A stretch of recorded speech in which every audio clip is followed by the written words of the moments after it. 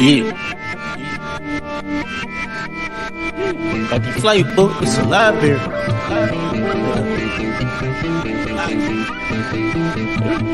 I'm in that deal.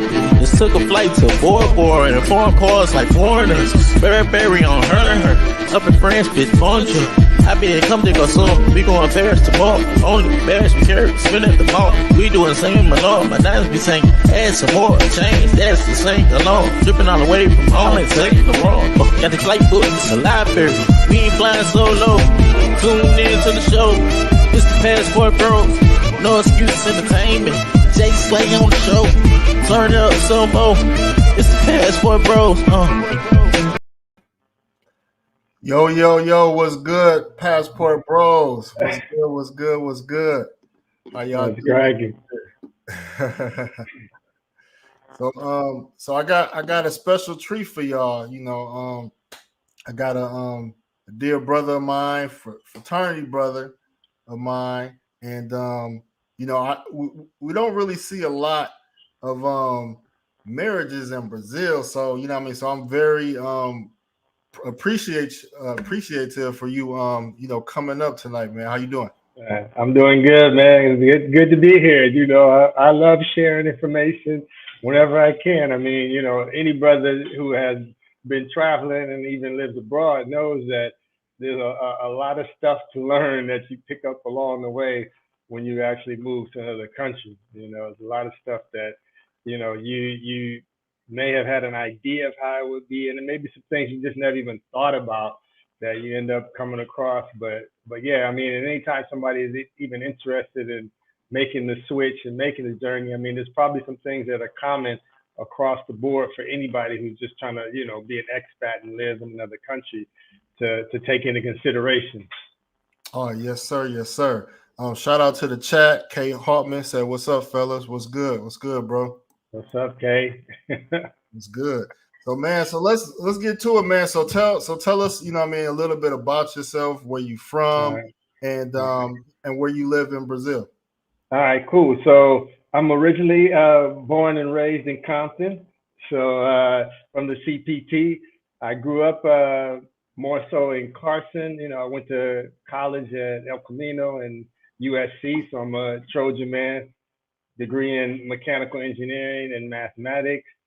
I ended up coming out this way after just a New Year's resolution. Actually, I had this New Year's resolution where I wanted to travel further than off the continent. Let's just say, you know, I've been to Mexico, been to Canada. Like those are kind of close to the United States, touching. I kind of wanted to go somewhere a little further. So a bunch of my buddies of mine, they travel all the time to Brazil. And they're like, hey, you know, we go to Brazil. It's about every year. You just jump on the bandwagon with us and travel with us. I'm like, cool, sounds like a bet. So, you know, came down here, first ended up in Salvador Bahia, which is like Atlanta in the United States, is where they brought the slaves into Brazil. So it's got that heavy African influence, you know, black population in there. So I went there and I kind of fell in love with the place, man. It felt like I kind of described it as I felt like I came back to somewhere that I had never been. And it was just the sensation of Black history, more like living it in the streets. Because, you know, me being from LA, you know, growing up in California, I mean, if you want to see Black history, you got to go to a museum. It's not like there's this Black history where you can walk by it and touch it and point to it. And so it was kind of like that in Brazil. And that was like new for me. I'm sure, you know, brothers growing up in Atlanta or something have a whole different perspective and can probably appreciate that more because that's probably more the vibe there. And so I really kind of just fell in love with that whole vibe of being around, you know, all these Black people and around this Black history. And so I ended up going back several times after that first trip said, you know, I'm gonna go back again. And I was going back and forth, probably within 1 year, probably ended up going back to Salvador about 4 times.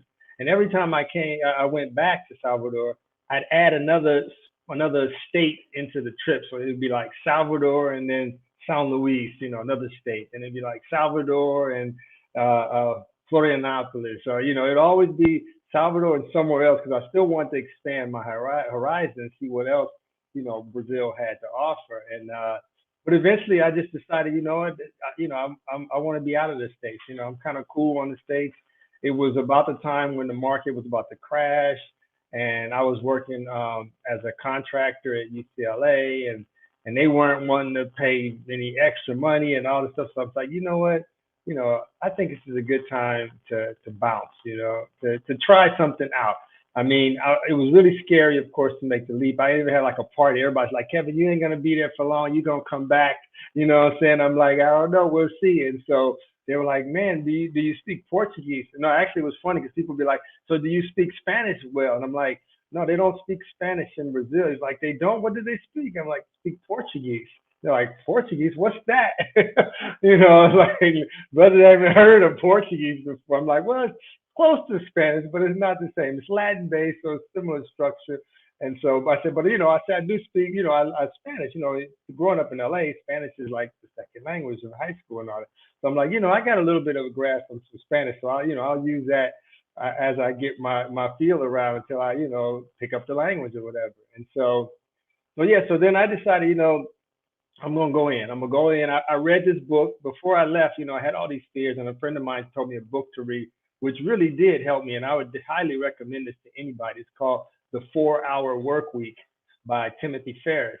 And one of the things that I learned from that book that made me go ahead and take this leap, right, this leap of faith, was there's a section in the book where he talks about, you know, plan for the worst, and then you'll no longer be afraid of that. Mr. Doc the navigator is here. So I was like, okay, all right, plan for it. Like, what does that mean? It's like, well, you know, think about if you're trying to do something that's, you know, risky, and you feel like you're doing it for some reward. It's something positive that you plan to get out of this. This is why you want to do this thing. It's like, but just think about everything that could go wrong, you know, that's making you afraid to do it, right? Most people are like, yeah, they have a reason why they, you know, they have a reason they want to do it, and a reason why maybe they're hesitant. He's like, just, you know, write down all those things that you are afraid might happen or that could go wrong. And then for every one of them, like, that's cool right there. Like, I'm reading the 4 Hour Week right now. And so for every one of those things, just write down, what would you do if it actually did happen? It's like, because if you didn't do this and you went out there, you took that leap and it did go wrong, you're not going to die. You're going to do something, you know? So what would you do, right? And then by doing that planning sort of thing, it makes taking that leap of faith a lot more natural, because now you're not afraid anymore, because you have a plan for everything that can go wrong. And most of the time, those things you think are going to go wrong really aren't the likely things that happen. You're just putting them down because it's possible. But, you know, most of what's likely to happen are the positive things. But you just want to be prepared so that if they did happen, you had a plan B, right? And so after I did that whole list and wrote down all those, you know, the negatives and everything go wrong and planned for them, then it was like, okay, let's do this, right? So I had my going away party. You know, I had Brazilian girls there doing the samba at the going away party. They were like, yeah, man, you crazy. I can't believe you're about to leave. And I'm like, man, I'm gone, you know. Packed up all my stuff in my house and put it in a container on a boat and shipped it over there to Brazil, man. And said, let's make it happen. Because I always thought, like, well, the worst thing could happen. I got a degree in mechanical engineering from USC. Worst thing could happen, I just go back and pick up the pace where I left off at. You know, pick up another 9 to 5 and figure it out. They were like, what are you gonna do over there? I'm like, well, I don't really know. What I did was I was doing an investment visa, right? So this is one of the ways that you could stay in another country, right? You got to figure out, well, how am I going to be there permanently? You know, you could either marry a Brazilian and then you can get, you know, a marriage sort of thing. You can have kids and you can stay in Brazil because you've got a child, and because of that child, you can get permanent residency. There's business visas where if you invest a certain amount of money into a company in Brazil, then they'll give you a work visa, you know. And so they got all these different types of visas. So at the time, I was doing this work visa. So this is sort of what most people were doing at that time. It was like $50,000 to invest, and what you would do is you would find a Brazilian person to be your partner because you can't really sign contracts in Brazil until you're not there permanently yet. And so you would set up a contract where you'd have like 99% of ownership, and you have this 1% to this Brazilian resident, and so that they could sign contracts, open up bank accounts, do all this other stuff. But you were actually investing, and so you're setting up a company there. So you're basically investing in your own company. So it's a way for you to get that permanent residency, but you're really keeping your own money. You're not really investing in some company that's going to do whatever. You're basically creating a company that you're 99% owners, and you're investing in that company you created, right? So you're just transferring your money from one country to the other, and then that gets you permanent resident. And so during that, that's what I was originally doing it. But of course, along the way, I ended up having a daughter. And so once I had the daughter, then it was like, okay, I don't need to do the business visa anymore. I had already brought my money over, but I hadn't finished all the paperwork. But I said, I'm going to do the child resident, because with business visa, you kind of have to renew that every so often. But with the child, I mean, as long as your child's alive, they're not going to, take away your visa. So that's how I ended up, staying here. But originally I was in Salvador Bahia. I ended up leaving there because I didn't speak Portuguese. And Salvador is not really a large tourist area. There wasn't a lot of people that spoke English. So I had a bunch of buddies of mine said, hey, we got a lot of contacts in Rio because we usually go to Rio. So they connected me with some people. I came to Rio, and then I started, I originally lived in Copacabana because that's the tourist spot. Was there for about a year, and getting my feet wet a little bit, starting to pick up the language, meeting people, I was using my English to help me meet people. I would go to schools. So this is another way, if you're, being a native speaker, you can always go to find an English school where they teach English, and then walk in the door and say, hey, I'm American.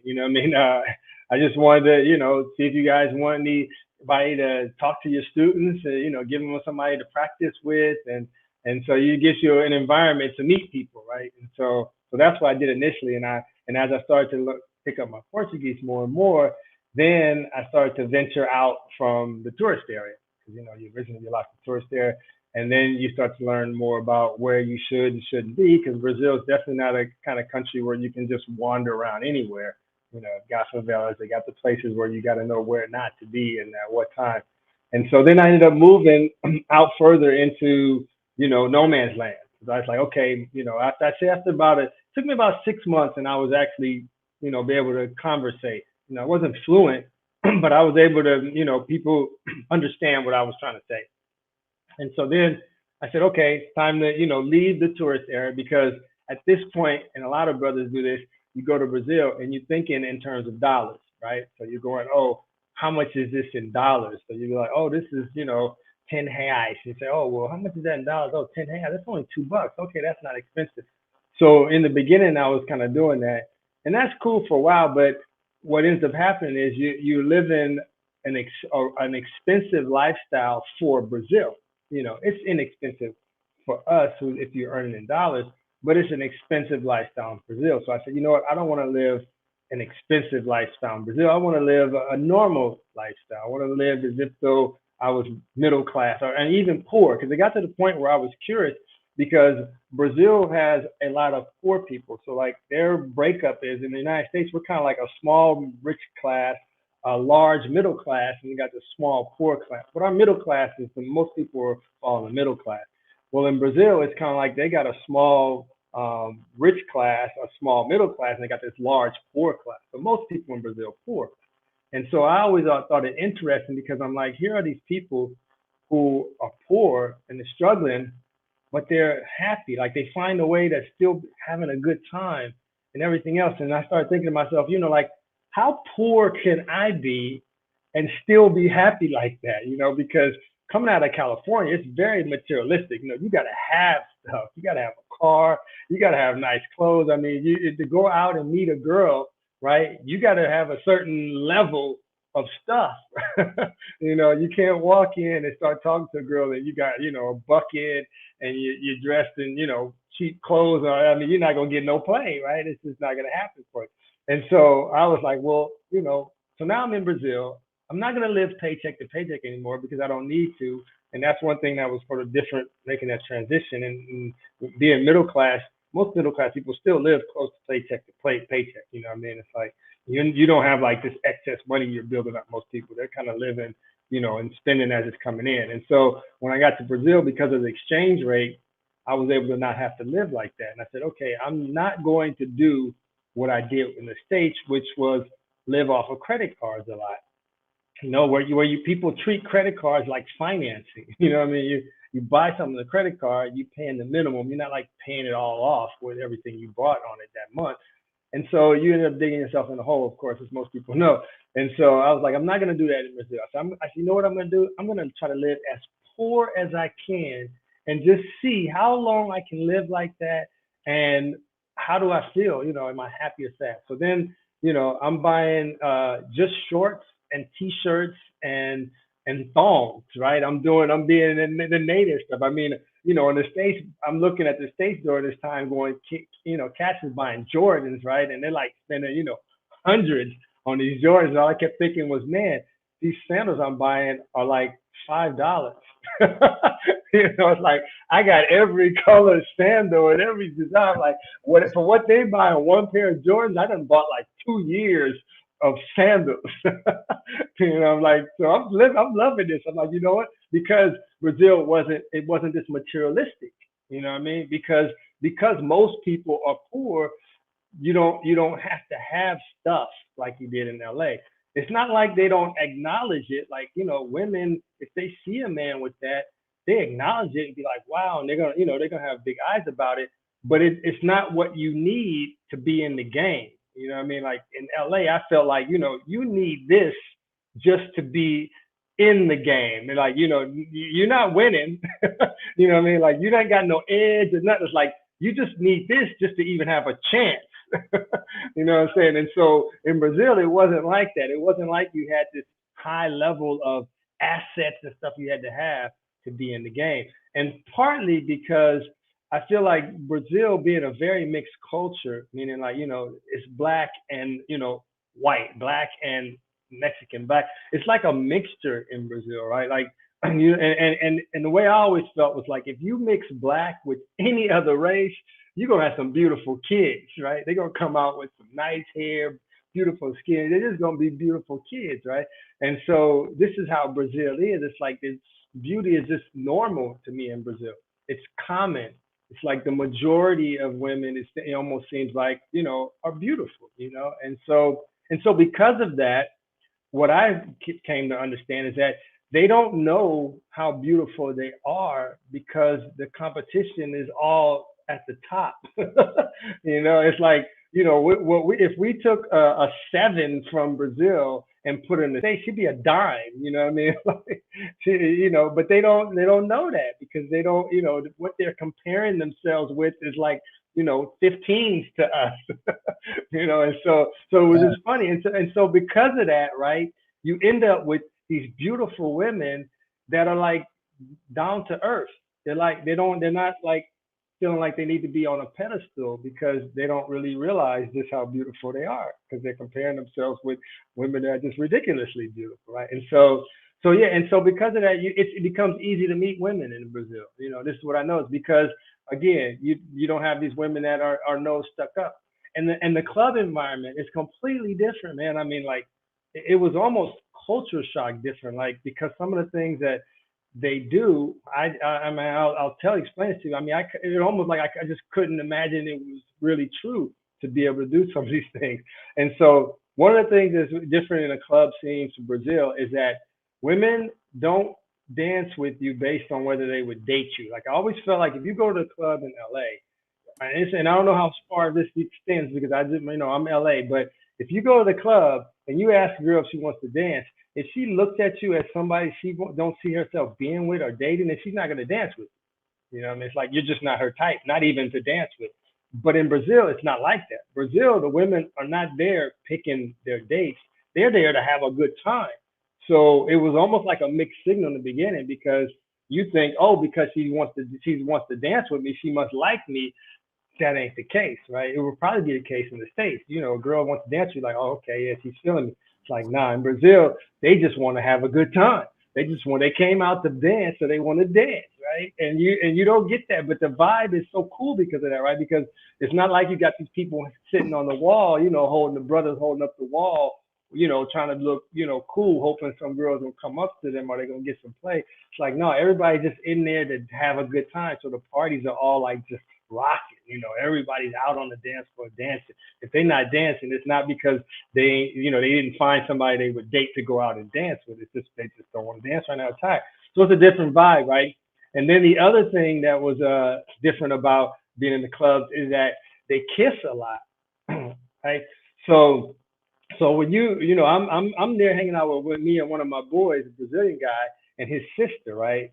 And I'm checking out this girl, right? And I see she's checking me out too. And I'm thinking to myself, should I go over there and try to spit at her or whatnot? And then all of a sudden, my boy's girl, my buddy's sister, she says, Kevin, what are you waiting for? Go over there and kiss her. And I was like, what? She was like, go over there and kiss her. I'm like, what do you mean go over there and kiss her? I'm like, because she likes you. She's feeling you. I'm like, yeah, I kind of got the feeling that, there's something going on there. I'm like, but I haven't even went over there to talk to her yet. It's like, you talking about go over. It's like, no, you don't need to say nothing. Just go over there and start kissing her. Right? And I'm like, nah, I'm like, I can't do it. And she kept trying to convince me to do it. And I'm like, in my mind, I'm like, I'm going to get slapped. Right? I'm like, I can't just go over there and just start, bam, just throw some tongue on this girl, right? And they ain't said nothing. But that's the culture, right? But even though, and I'm looking around and you see, cats doing this, right? You see it like going on, but it's just like, it's so not ingrained in me to be able to do that, that I just couldn't just bring myself to do it. I was like, nah, I just can't do it. I just feel like it's not going to happen like that for me. And so, but what ends up happening, of course, over time, this, like I said, this day, no, I didn't do it. But eventually, as I got into the culture and I got more comfortable, I realized that, yes, this is okay. It got to the point where one time I had a brother from the States visiting me, and I said, okay, I'm going to take you out to some good clubs. There's this place called Lapa. For anybody who's been to Brazil, they probably know about Lapa. So I said, we're going to go to Lapa. There's a lot of clubs going on there. I took him out there. We were hanging out. We met some nice, beautiful women.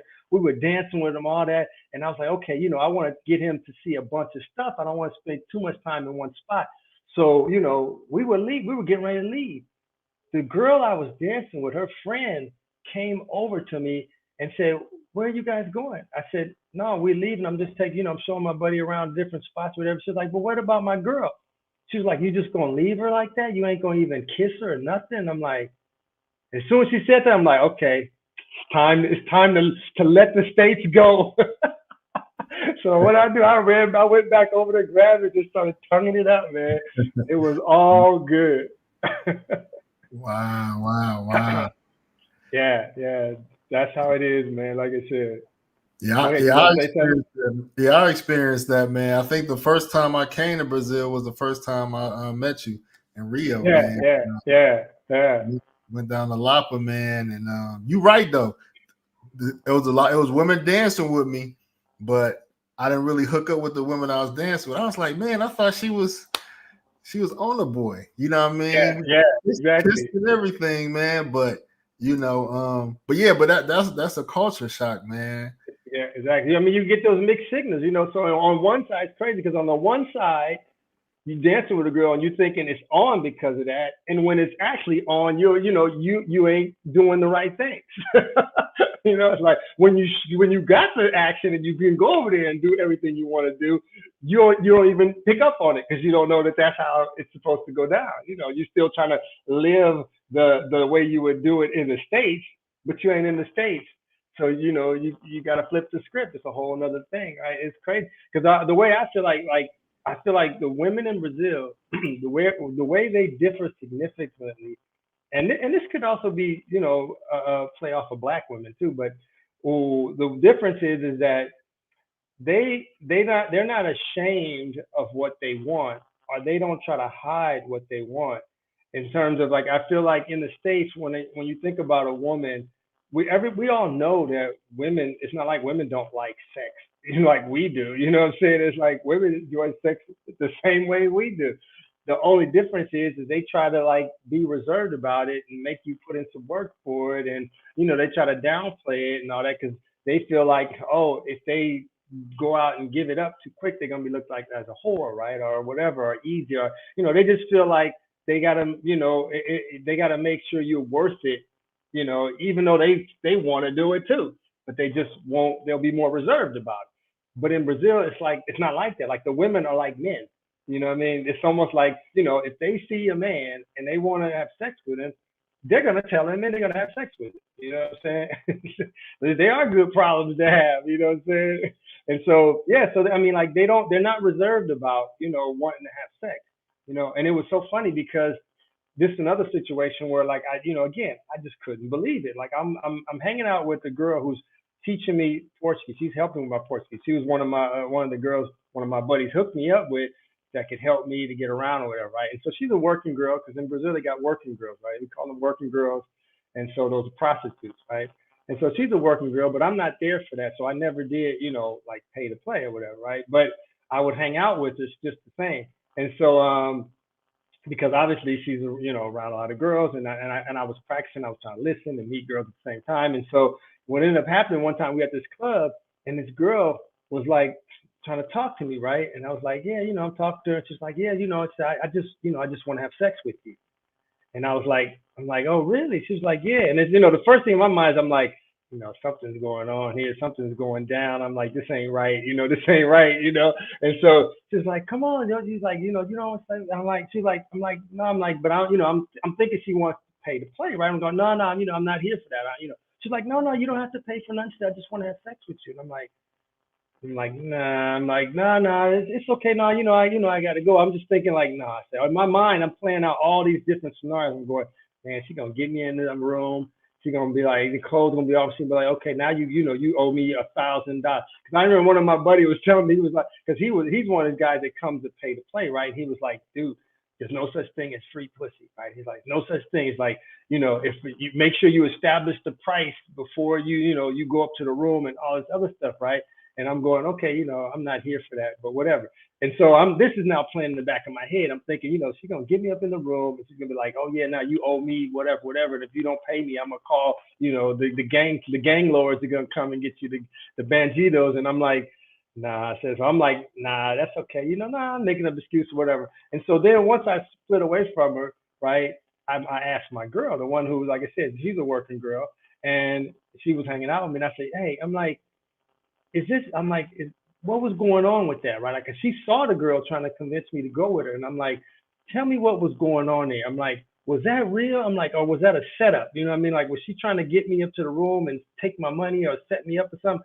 And she was like, nah, Kevin, why would you think that? I'm like, because she said she just wanted to have sex with me and I didn't have to pay. It's like what? It's almost like somebody giving away their product for free. Like, why would they do that, right? And she's like, look, there's something you got to understand about Brazil.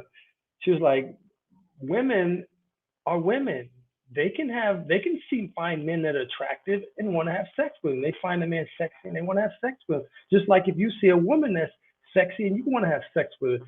She said, Brazilian women are, even though she's a working, but she's a working girl. She's like, she's still a woman. Like, don't get confused. She's like, don't lose sight of the fact that that's a woman. She does that because this is what she decided to do to try to, make it, to make it ends meet or whatever, for whatever reason. It's like, but it's not like she's not a real woman anymore. You know what I'm saying? Boa noite, Bert. And so it's like, yeah, it's not like she's not a real woman. So that was real. She was like, yeah, it wasn't nothing wrong with that. You could have went with her. And it was like, after like, I'm thinking like, damn, if I'd have known that, I would have went with her. You know what I'm saying?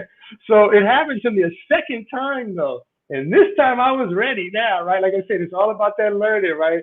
So I had the second time this girl came to me. She's like, yeah, I just want to sleep with you. And I'm like, all right, cool, let's go, Took her, went back to the apartment, and it was all on and cracking, man. It was funny because like afterwards, it was like, to me, it was just, sex, right? But then afterwards, she was kind of like that attached thing, right? So like the next time I ended up seeing her in the club again, it was like she was almost expecting that I was going to give her special attention or whatever, right? It was so funny because I felt like that's still something that's harder for women to deal with than men, right? I still think it's harder for women to have sex and not have some feelings attached to having sex. I think men are easier to be able to have like sex with no ties, so to speak, whatsoever. So but it was like I said, it was another learning experience again. One of those things where you wouldn't expect that it would be that way, but it's a whole other culture. You know what I'm saying?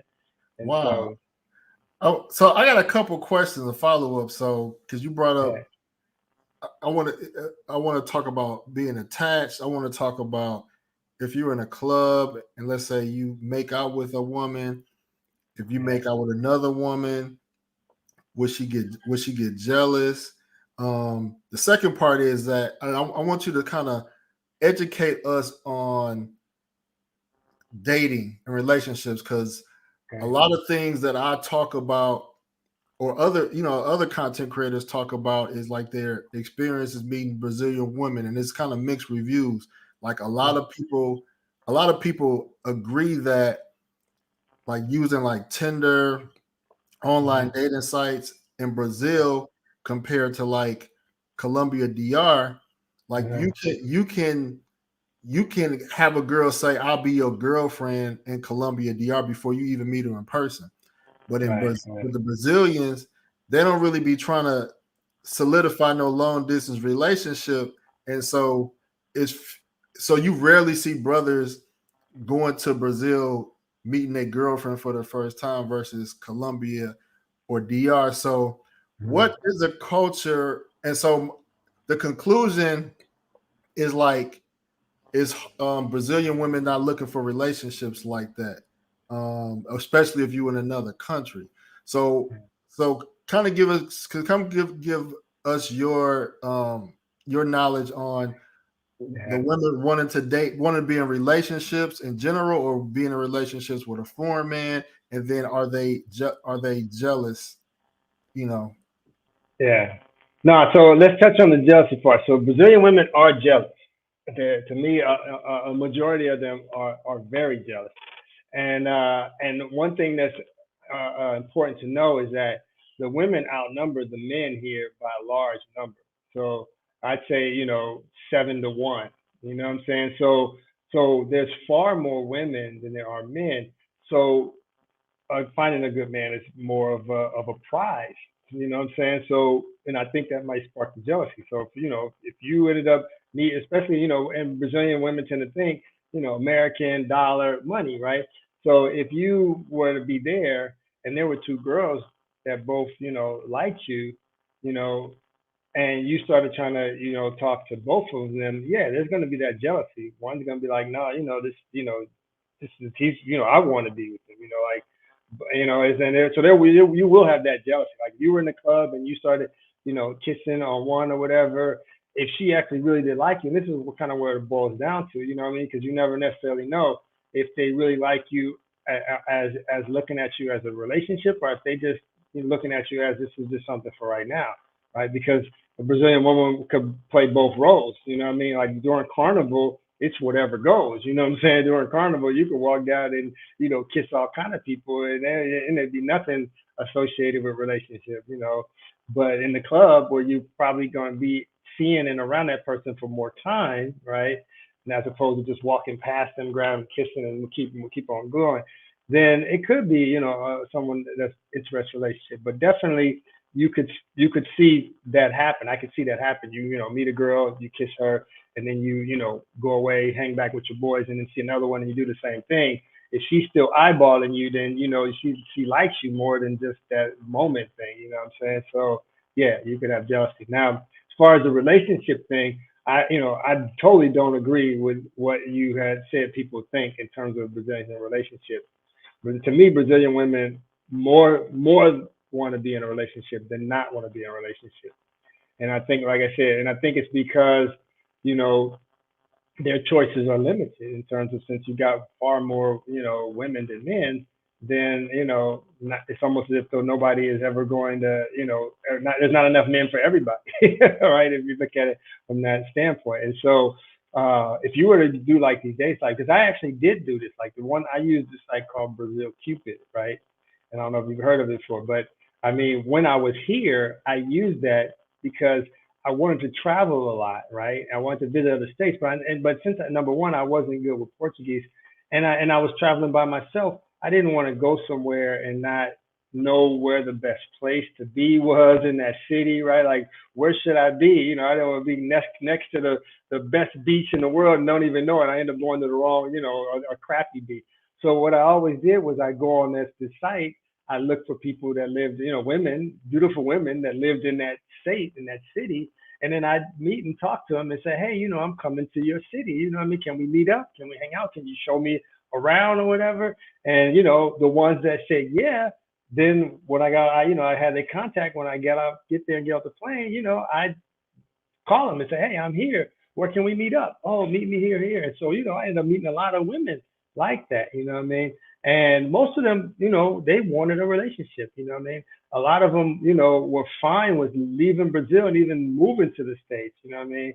Because when they see us, again, what a lot of times, I mean, it's an illusion on some level to me because, we get there and we're on vacation, you know what I mean? And so it looks like, we're ballers. Everybody goes to Brazil looks like a baller because you're spending money not like you spend day to day, right? Like for them, it's like, dude, must be how he lives every day. It's like, no, we're on vacation. We saved up this money to be able to come out here and live like this for this 1 week or whatever, right? It's like, this is not our day to day lifestyle, but that's not what they see, right? So they're looking at, wow, look at this guy's well off, you know what I mean, stable. And if they find you attractive, then it's like, you're a catch to them, right? Like, here's somebody who can, change my lifestyle, who I find attractive, I want this guy, right? So they're, very big on having relationships. I found that most women that I met wanted a relationship. They didn't want to just have, a one night stand thing. The ones who you're likely to find to do that are going to be like I said, the pay to play situation. You know what I mean? Those are the ones who have that mindset, you know what I mean, to be able to, have sex and then walk away from it with no connection. You know what I'm saying? But this is where a lot of people messed up in Brazil, in my opinion, because you have a lot of brothers that went to Brazil. And what happened, anybody who's been there from the old school know there used to be this club called Help, right? And this club was the meetup spot for the working girls. It was a huge club, and it was just full of all working girls. It was a place where the working girls went, and it was where brothers from, coming from the States knew that's where all the working girls were. So you wanted to grab a beautiful, fine working girl, you could pay to play, you go to Help. And so what happened was they closed it, right? It came to 1 year where the government was like, we getting ready to have the World Cup here and the Olympics here. It's like, we can't have this image of Brazil now if we're going to be, going down this path. So they shut it down. And when they shut it down, it was like, I would just always hear so many brothers going, oh man, no, I'm not going to Brazil no more. They closed Help, as if though that was all of Brazil was that one club, because it was all they knew. Right? Because number one, it was in the tourist area where everybody tends to stay, Copacabana, because they, the waiters speak English. There's more people that you can end up communicating with, and it was the working girls, right? What they didn't realize is that they were getting played because they were these girls are working. I mean, they're marketing. It's not like, Big Brothers was thinking, oh, all these women, love me. You know what I mean? It's like, no, they're doing marketing. They're trying to attract your business, and they got the tools to make it work easily. And so when they lost that, it was like, oh, and now there was no more working girls in population like that. There's regular girls. It was like, oh, Brazil's whack now. The girls ain't giving me all that love like they used to be back in the day. It's like, nah, man, because now you dealing with regular girls, and regular girls, that's not what they do. They don't go out trying to sell themselves because they're not trying to make any money. They're just there. But for me, that's what I wanted. Like, I didn't want the working girl situation. I wanted to meet regular girls. But in order to do that, you got to speak some Portuguese, right? Because Brazil, if you're going to be in the area where you don't need to speak Portuguese, that means you're in the tourist area. That's where all the working girls go, because they know that's where all the tourists are. The guys that are there temporarily having fun, ready to spend whatever. So that's what was my motivation to learn Portuguese, right? And then once I picked it up, that's why I said, I'm out. I need to leave this tourist area and go more to where like normal Brazilians live. And it was interesting. Let me read this comment real quick. Brazilian women have a high sex drive. It is if I was engaged in a long distance relationship. Um, it depends. When you say long distance relationship, are you talking about from your standpoint? Because I mean, if you want a relationship, like a real relationship, then no. To me, long distance never works, right? Because there's too much time in between, and people got needs, and it's not gonna work if you're trying to make it real. Now, if you just want to be, somebody, there are brothers out there that spend money on a monthly basis just so that when they go out there, that girl is gonna be there for them. I've seen that a lot, and I was shocked. They guys that are just sending them money every month, right? And all that in exchange, all that guy wants is that when he comes off the plane, she's his for the time he's there. Like he ain't got to go look for one or none of that stuff. She just becomes his toy until he leaves, And so, but yeah, so it depends on what you're trying to get out of a long distance relationship. If that's what you want, to where when you get there, she's there, then yeah, that's great. You know what I mean? But if you're trying to have a real relationship, then yeah, that won't work. I said he's speaking some facts about the help days. Fellas weren't able to adapt to change. You're right. They weren't able to adapt to change. And so but the ones who were, stopped hanging out in Copacabana and started to expand the horizon. I mean, it was funny. There were guys that I knew that had been going there for like 20 years and they knew nothing about the rest of Brazil. They had never went anywhere else other than that little beach area and the club area. So it was like, man, I can't believe it. It just wasn't me. So once I left and I went more inland, it was when I discovered where all these bad women live. They all live somewhere, right? And so what happens is you get some of them that are really the hardcore ones, working girls. They would like team up with like 10 girls to be able to pay for an apartment in Copacabana. So you'd have like these 10 working girls, 15 working girls splitting up this one rent because it's so expensive for them to be able to live in Copacabana so they can be close to all the action. But then you have a bunch, the majority of them lived far away where they catch the metro, right? And they would come down on the metro, hang out. And what would happen is, if you been there for a while, is that they would have to leave at a certain time. So they had a time where it was like they either had to pick up a guy who they were going to stay with for the rest of the night, or they had to go home because the metro stops running at a certain time. Right. So after midnight, the metro's not running. The metro's not running. They can't get back home. So that means, they're stuck. So if they had, after a certain time came, most of them, they would throw in the towel and say, I haven't found anybody that I'm going to be able to sleep with, because the idea that they're going to stay with you for the whole night. And then tomorrow morning, they're going to get up and they're going to be able to catch the metro and go home. Right. And so you find some that, it didn't work out. Like you have time. There one time, this one girl, she didn't catch the metro. She was banking on she was still going to be able to find somebody, and she did. And the night got really, really weak, and she was kind of feeling me. And so I was like, I'm out, because I was never into the working girl thing. It just wasn't me. So I was, I just like to hang out because of the environment, right? It's a lot of eye candy, a lot of stuff going on, a lot of conversations I can learn. So I'm getting ready to leave, and she was like, hey, you leaving? I'm like, yeah, because we had been kind of eyeballing, but I just never approached her. She was like, well, why are you leaving? I'm like, she's like, you don't want any company or anything? I'm like, no, I just usually come and hang out just to, to sort of meet people. I'm like, but I'm that's not my thing. I'm not into, to the working girl thing, it's just me. And she's like, oh, okay. She's like, well, I can't, you don't want to hang out or anything like this. You don't want to take me home. And I'm like, no, I told you, I'm not really into that or whatever. She was like, well, you know what, to be honest, she's like, I can't go back home because I've already missed the metro and I just really need a place to crash. She's like, is it okay if I could just crash at your place? And she's like, if you want to do something, you're going to have to pay. And I'm like, oh, no. And I'm like, that's cool. If you just want to crash. I'm like, no, I don't have a problem with that. I stay by myself. And so like, okay, cool. So, we talking and getting to know each other, to go back to the room, whatever, go back to the apartment. And then we started to go to sleep, right? And she's like, shocked because I'm not even gonna try anything. I'm like, I don't want no problems. I'm like, I'm just not, I don't want to pay nothing, right? And so it was so funny because I'll never forget this night. It stays in my head forever because it became because we're sleeping, but we're like cuddling, right? You know what I mean? Like, I'm holding her while we're sleeping still. And out of the blue, man, she just like got agitated and was like, she's like, come on, you don't want to do something? I'm like, nah, but because I don't want to pay. She was like, you don't have to pay. And I'm again, I'm still, I think this is probably that period where I was still kind of like skeptical about these things, right? And you sure? She's like, yeah. She grabbed my hand and put it down. It was just wet, man, just soaking. And I'm like, oh, it's all. I will never forget that night.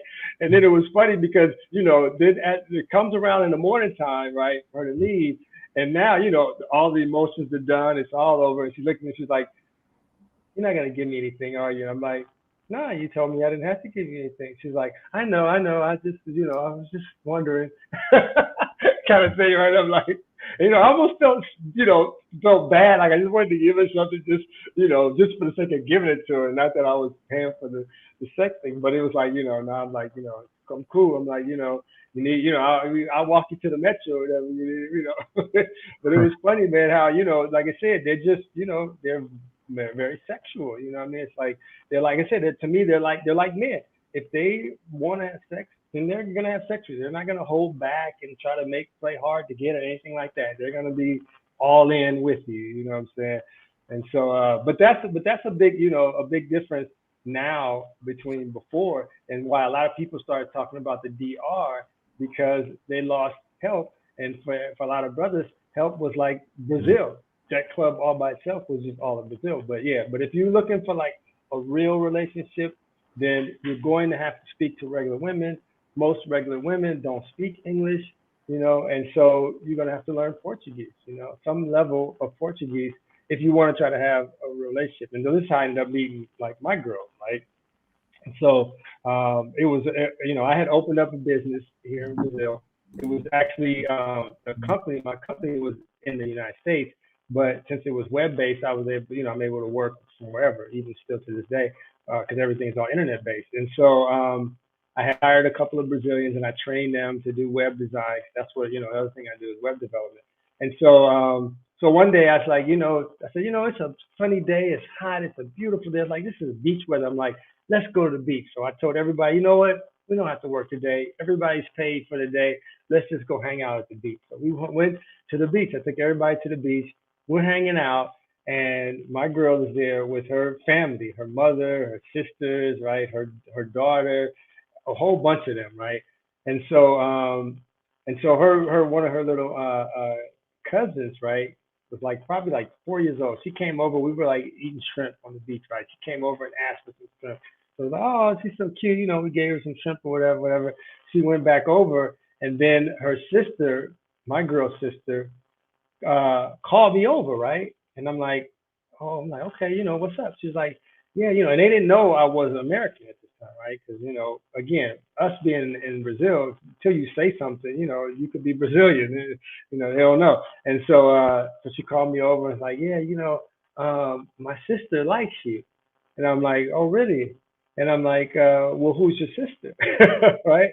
And she was like, oh, that's her. And she was all, she told her sister that she was going to talk to me. So she's like making a beeline to the water to go in the water to get away. Right. And she's like, oh, that's her right there going in the water. And it was funny because prior to that conversation, I had told one of my buddies, I'm like, yeah, like that's my type right there. You know what I'm saying? At the time, I was like, but like she's got a little bit more weight than I would like, but that's my type. But I didn't know at the time she had, almost just had a child, like probably literally 4 months before, right?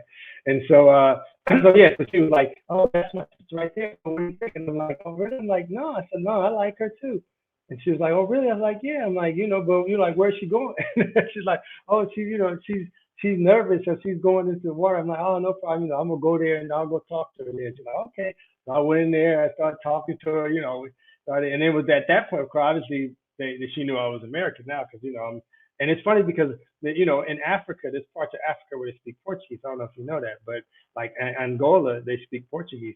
And so most of the time, when you being black and speaking Portuguese, a lot of people thought I was like from Angola, right? So they'd be like, "Oh, Angolano," right? Like, no, I'm American. Like, what, American? Like, yeah. So then, so I'm talking to her. She knows I'm no longer, Brazilian, but she doesn't necessarily know where I'm from, because most people don't think.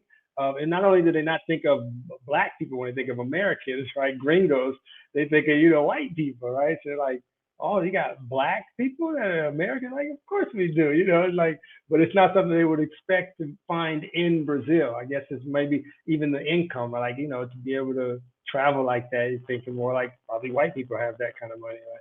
And so yeah, so we talking, hanging out, meeting, you know what I'm saying? We ended up arranging to hang out that night, you know what I'm saying? And like I said, I mean, the first night we hung out, I mean, you know, sex happened. You know what I'm saying? It's like, to me, sex in Brazil, like the amount of effort that you would put in to having sex with a girl is about the amount of effort you put in to kissing a girl in the States, right? So whatever you had to do to get that first kiss, you do that in Brazil. That's sex. That's sex work. It's the work you put in to have sex. Kissing is like, that's just a no brainer. Like I said, in Brazil, people kiss who don't even necessarily want to be with each other. They just something to do kind of thing. So yeah, it's a whole different vibe there, you know. And so then of course after that, you know, we started hanging out and dating or everything, you know. And I started to really like her. You know what I'm saying? It was funny because at this point I'm still, you know, having fun in Brazil. Like I'm not thinking about settling down by no means whatsoever, right? And so she's introducing me people as her boyfriend and this, and I'm thinking to myself, I never said boyfriend. You know what I mean? Like I never said anything about us being boyfriend, but at the same time I'm thinking, yeah, whatever, let it ride. It's no big deal. That's what she wants to believe, you know. But in my mind, I'm like, no, you know, I'm not settling down really. But you know, we were hanging out. I had a good time. I really enjoyed it. And what happened was I ended up meeting this other girl that I thought was, you know, finer, right? And so then I told her, I said, look, I found somebody else. I was like brutally honest, right? I'm like, you know, I found somebody else. You know, I don't, you know, I'm not the type of person who's gonna be like trying to, you know, have two women at the same time thing. So, you know, rather than do all that, you know, I just feel like, you know, we should see something, right? And so I left her. I ended up, you know, hanging out with this other girl, right? And it was funny because probably I ended up hanging out with the other girl for about. I was hanging out with my girl for probably about 8 months before this sort of breakup happened. And then this other girl I was probably with for about maybe 3 or 4 months. And I ended up getting sick, right, while I was in Brazil. I ended up traveling. I did a lot of travel. I went to the Amazon. I feel like when I got sick, it was because of that trip to the Amazon. But when I got sick, I started having this cough, right? And I was like, oh, just a cough would go away. And I said probably I kept this cough about a month. And then all of a sudden out of nowhere, I started losing weight like rapidly. And I mean, my mind was going crazy. I'm thinking like, man, did I get AIDS? Or, you know, like I'm trying to figure out what's going on. I probably literally lost like, to give you an idea, like 20 pounds in about, you know, 2 weeks. You know what I'm saying? It was crazy. And so I ended up, you know, going to the hospital. They decided, they did some tests and they said, you know, we need to, you know, keep you, you know what I'm saying, and run more tests. So I ended up being in the hospital. They started running all these tests, trying to find out what was going on. They couldn't find it. And it was funny because during this time, right, I didn't want to see nobody. I had friends coming, you know, coming to Brazil that want to meet up. And I'm like women friends. And I'm like, I don't want to see nobody because I was like, you know, at that time I was working out, so I was, you know, I had my shape, and now I look like a crackhead. You know, I'm like, you know, so I don't want to see nobody, right? And so then what happened was, how we ended up getting back together is that one day she showed up at the hospital, and I'm like, what the like? How the fuck did she even know I was? Because I wasn't talking to nobody, right? Just my boys. I'm like, how did she know I was even in the hospital, right? So she come there. I'm like, how did you know I was in the hospital? Like, oh, because we have a mutual friend, Steve. He's from the States, and she was like, oh, Steve told me, he, you know, on Facebook, he sent me a message, told me you were sick and you were in the hospital. So he told me where you were, and I showed up, right? And it was so funny because when she showed up, all I kept thinking was like, what she was wearing, clothes wise, I kept thinking like, she know what she doing. Like she came here with this on, looking fine to mess with my head, right? Like, and I'm thinking, and the whole time I'm thinking to myself, okay. And she was like, you know, is there anything I can do for you? And I'm like, yeah, I'm like, you know, I just, you know, hospital food. I mean, you know, I would love to have some like regular food, right? It's like, oh, okay, I'll bring you something, right? And I'm like, okay. I didn't really think much of it, right? But the whole time while I was in the hospital, she was bringing me food. She was cooking and food at home and bringing it to me, right? And then all of a sudden, at some point, I don't know when, but at some point it hit me in the head. It was like, wait a second, like, would I do this? Like, if I flipped the script and she was in the hospital and she was fat, right? Like take it to the opposite side, because like I said, I'm skinny like a crackhead now. And you know, at the time she met me, I was, you know, swole. So I'm like, if I met, you know, when I met her, she was all bodied up. If all of a sudden I found out she was in the hospital sick, gained 200 pounds, it's like, would I still be there for like her like this? Like, would I be going home, taking time to cook food, go back? And it's not like she got a car, right? So she's taking the bus right home, cooking food, taking the bus back or whatever. I'm like, would I do that? I'm like, hell no. I kept thinking to myself, I wouldn't do that. I'm like, you know what? I'm like, this is a real woman. I'm like, this is the kind of woman that you want to keep. I'm like, I done lost all of the me, like all of my looks. I'm like looking like this crackhead here, and she's still by my side taking care of me. I'm like, this is a keeper. You know what I'm saying? Like, this is a keeper. And that's when I decided that, we were gonna be together. I mean, she didn't know it, right? So when I ended up, and it was funny because she told me later, like her mother, when she was doing all this, her mother kept telling her, "I don't know why you doing this. I don't know why you wasting your time. He's gonna get better, and once he gets better, he's gonna just gonna be back out there like he was before, and he's just gonna, throw you to the curb, basically." So, if I were you, I wouldn't waste my time, right? But she kept doing it, right? And then afterwards, when I got out the hospital and I started to get better, and she came and visited me at the house, I was like, you know what? I said, you're gonna move in. We're gonna live together. She was like, what? I'm like, we're gonna live together. She's like, we're not even together. She said, I don't even know what you're talking about. She's like, we haven't been together in I don't know how long. She's like, and you talking about living together? She said, and I'm like, I just know what I want, and and I usually get what I want. I said, I'm the type of person that if I want something, I'm gonna go after it. You know what I mean? I'm not gonna wait for it to happen. I'm gonna make it happen, right? And it was so funny because she was laughing like it was just I was joking whatever. And now you look at today. I mean, this was when we got back together. It was like 2015, right? So we've been together ever since. Back and forth. Took it to the States because what happened was I was still sick, and in Brazil they couldn't figure out what was wrong with me, and they were like, we need to do a lung biopsy, right? And I'm like, oh hell no, you guys want to fuck with my lungs? I'm like, shit could go wrong. I'm like, why you need to do that? They were like, well, there's this test we need to do, and I mean, it could be done with blood tests, but we don't have a test to do here in Brazil. Like the only place you could probably find that test is like in the United States. I'm like, well, that's no problem. I'm like, that's where I'm from. I'm like, well, I'm going back to the States because if this is a blood test, I'm like, shit could go wrong taking out pieces of a lung. It could end up with some other side effects. So I left Brazil and I went to the States, and I went but the same thing happened because I kept thinking, oh, I'm gonna get there. They're gonna run a test, probably something simple. But I was in the hospital for a while. It took them a while before they could, find a diagnosis. And even when they did, they didn't know how to treat it. They just knew how to treat the symptoms. So I was taking medicine to treat the symptoms, which was me having this cough and not having an appetite at all or anything else. So eventually, I kept seeing a doctor here, I kept seeing a doctor there, and then they ended up discovering something in the States. They kept constantly running different types of tests over time. Ultimately, something showed up, and they found a medicine for me to take that would treat the problem and not just the symptoms. And so, so I ended up being better.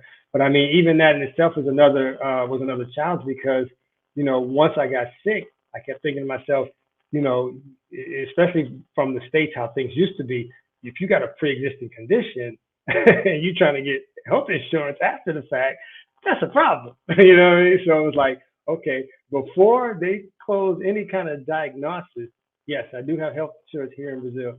And if you have any kind of, before they close any kind of diagnostic and give me this is what you have, at this point, I can still say I don't have anything. The doctor hasn't diagnosed anything yet. So I started applying for insurance here, immediately. So I could answer all those questions. You have any this, you have that. Nope, nope, nope, nope, nope, nope. I got nothing, and so that's what happened. So then I ended up, eventually, like I said, in the States, they decided what medicine I should take. And then I came to Brazil and I was taking that medicine. Well, when they ultimately found out what the correct medicine was, that medicine is expensive. It's like in the States, it would cost me like in about $10,000 a month for this medicine, right? And so I was like, and at the time, Brazilian health insurance didn't cover medicine. Like their health insurance was just health, right? It didn't cover, like a lot of times our plans, we can have like dental and vision and all this other stuff. In Brazil, no, it's like all that stuff is usually separate. You want vision, you got to get vision insurance. You want dental, you get dental insurance.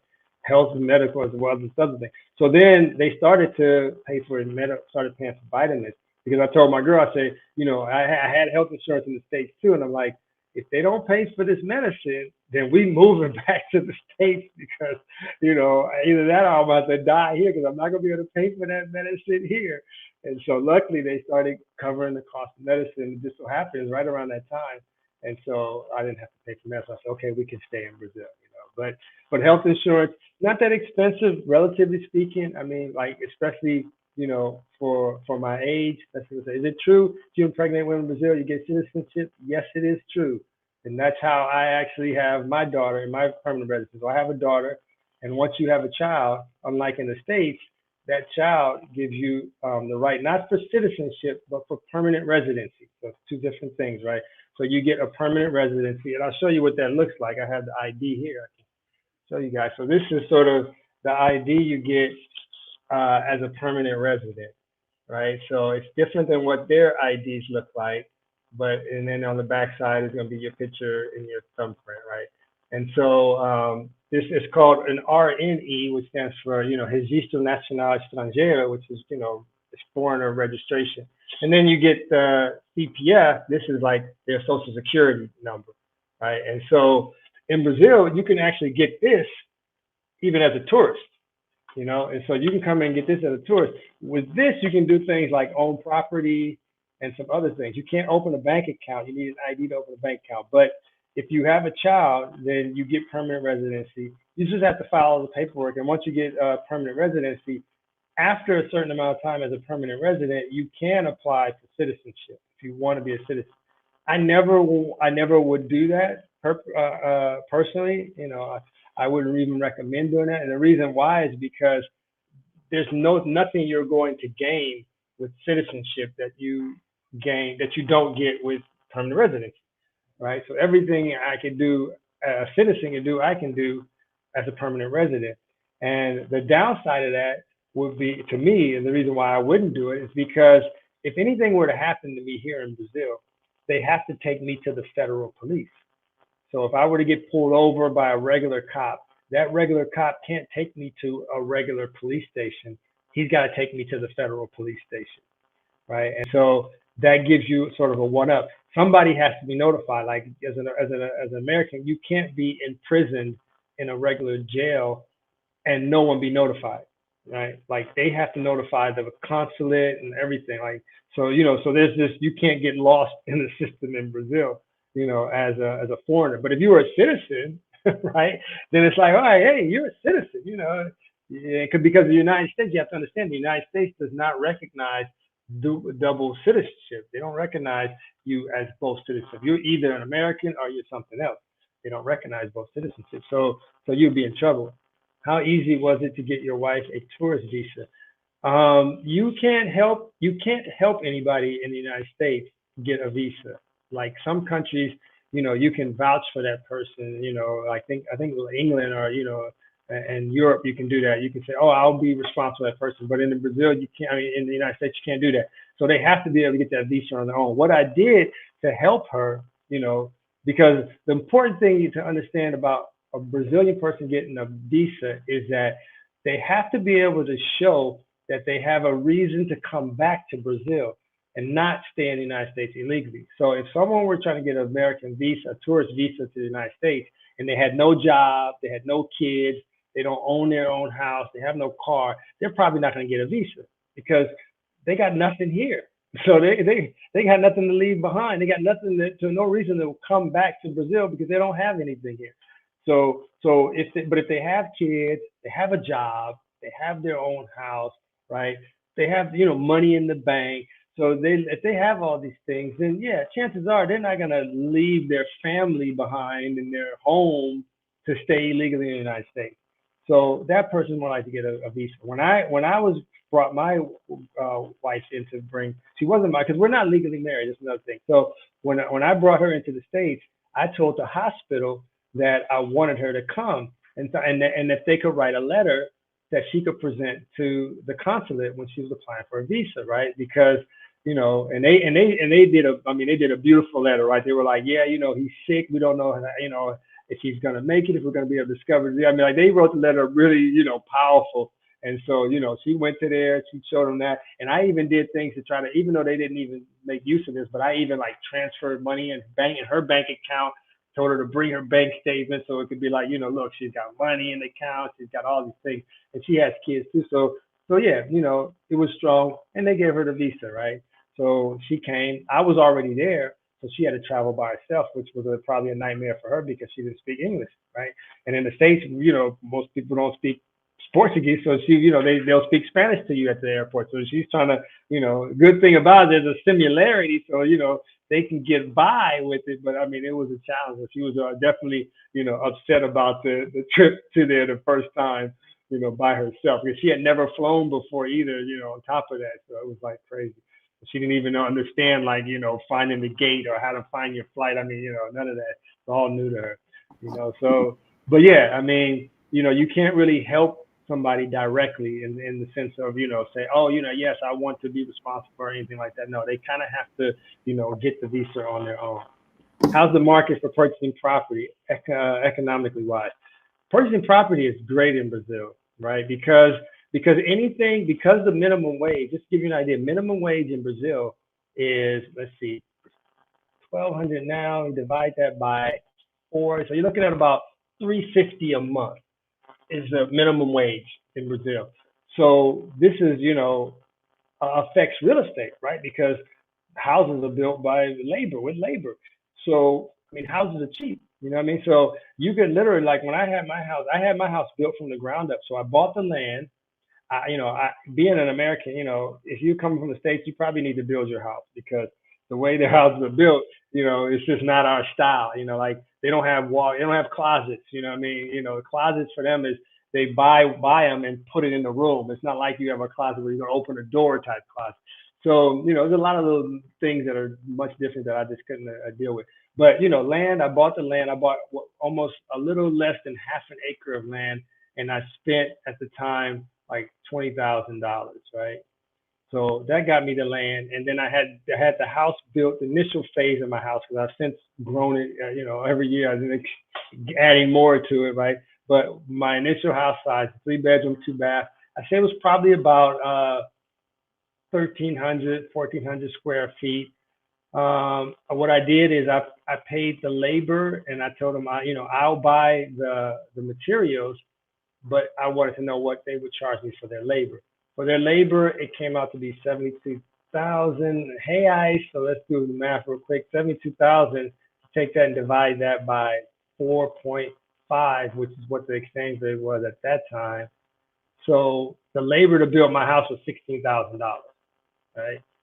And so I probably spent about that in material. So yeah. So I had here I am with I probably spent about 30,000 to build my house, and that even included like the architecture, design, and everything. And then you figure add another 20,000 for the land. So here I am, with the a house that costs about $50,000 roughly, somewhere in that neighborhood, right? And so yeah, to me, I mean, it was cheap, so I didn't finance anything. Like I just paid for it. You know what I'm saying?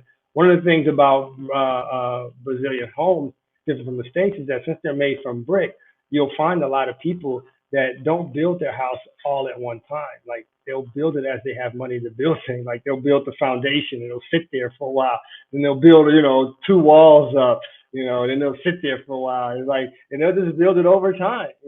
So most Brazilians own their own home, really. Compared to the States, most people don't own their own home outright. In Brazil, most people do own their home outright because they don't. It's harder for them to do financing and all that stuff. So they just build it over time. It takes them longer, but they just build it, with their own cash. I'm considering taking a TEFL course to teach in English in Rio. Is that one way of obtaining residency? You probably could. I never looked at that one. That would be like a work visa, probably, right? So you'd have to look and see if there's a work visa for that. I know in the States, it's more rigorous. More normally in the States, if you try to do a work visa going the other way, you have to prove that what you're bringing to the States, we don't already have. You know what I mean? Like you can't be coming as somebody, oh, I'm a math teacher. It's like, no, we got plenty of math teachers. You kind of got to be bringing something unique, you know what I mean, for them to you bring you in on a work visa to be able to stay. I don't know if Brazil is the other way, so that's not something I looked at. But I can tell you that you don't need to take a TEFL course to teach English in Brazil. I started teaching at an English course called Wizard, and I just showed up. Like I said, I was trying to meet people. I just went in there and said, hey, you guys want, me to talk to the class? And I was like, well, can you teach? And I'm like, sure, you want to, give me some class? I'll teach some classes. You know what I mean? I had no teaching background whatsoever, right? Just the fact that I was a native speaker was enough for them. And so then this is the school that I ended ultimately I opened in this year. And so as I taught, I realized that, they don't learn to really speak English. I mean, they take these courses and they take them for years. But when I was teaching the course, the students had been there for 3 years, the class that they gave me, and they still didn't speak anything. Like to conversate, they just couldn't, and I thought that was insane. I was looking at the book and they were learning stuff. I'm like, we don't use these words, you know what I mean? It was like, you're just wasting your time here. So I was like, that's where one day I said, I want to build my own school, right? And this is where this school KNN came from, is I decided, I wanted the school that was going to be focused on speaking, forget about grammar. These courses are teaching pronouns and adverbs and all stuff. I'm like, you don't need to know that stuff. I mean, who remembers that stuff? I mean, we don't know that stuff anymore. That stuff you learned as part of your curriculum in high school, but that's not a part of what you need to be studying to be a fluent speaker. So it's like, this course that I mounted at this school is, I wanted to be like way above. This is something that I think is really key in opening a business in Brazil, is because Brazilian businesses don't tend to go above and beyond. They tend to do like the minimum they can do to launch a business. If you see, like I have like an 82-inch TV in there. I got like a game room with pool and air hockey and foosball. It's like I put in a eatery in there so the students, they see, I give them $1. Everybody who matriculates, a lot of them, they never even seen a real dollar before.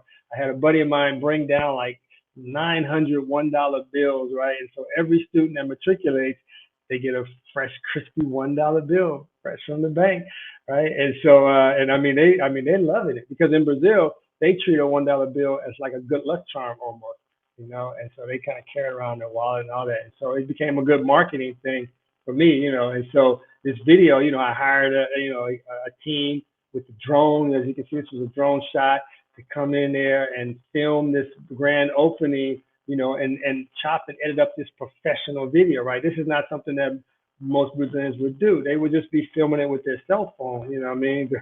Just like a normal whatever. And so, but, so this makes it easy to dominate a market in Brazil, is because they don't value that customer experience, you know what I mean?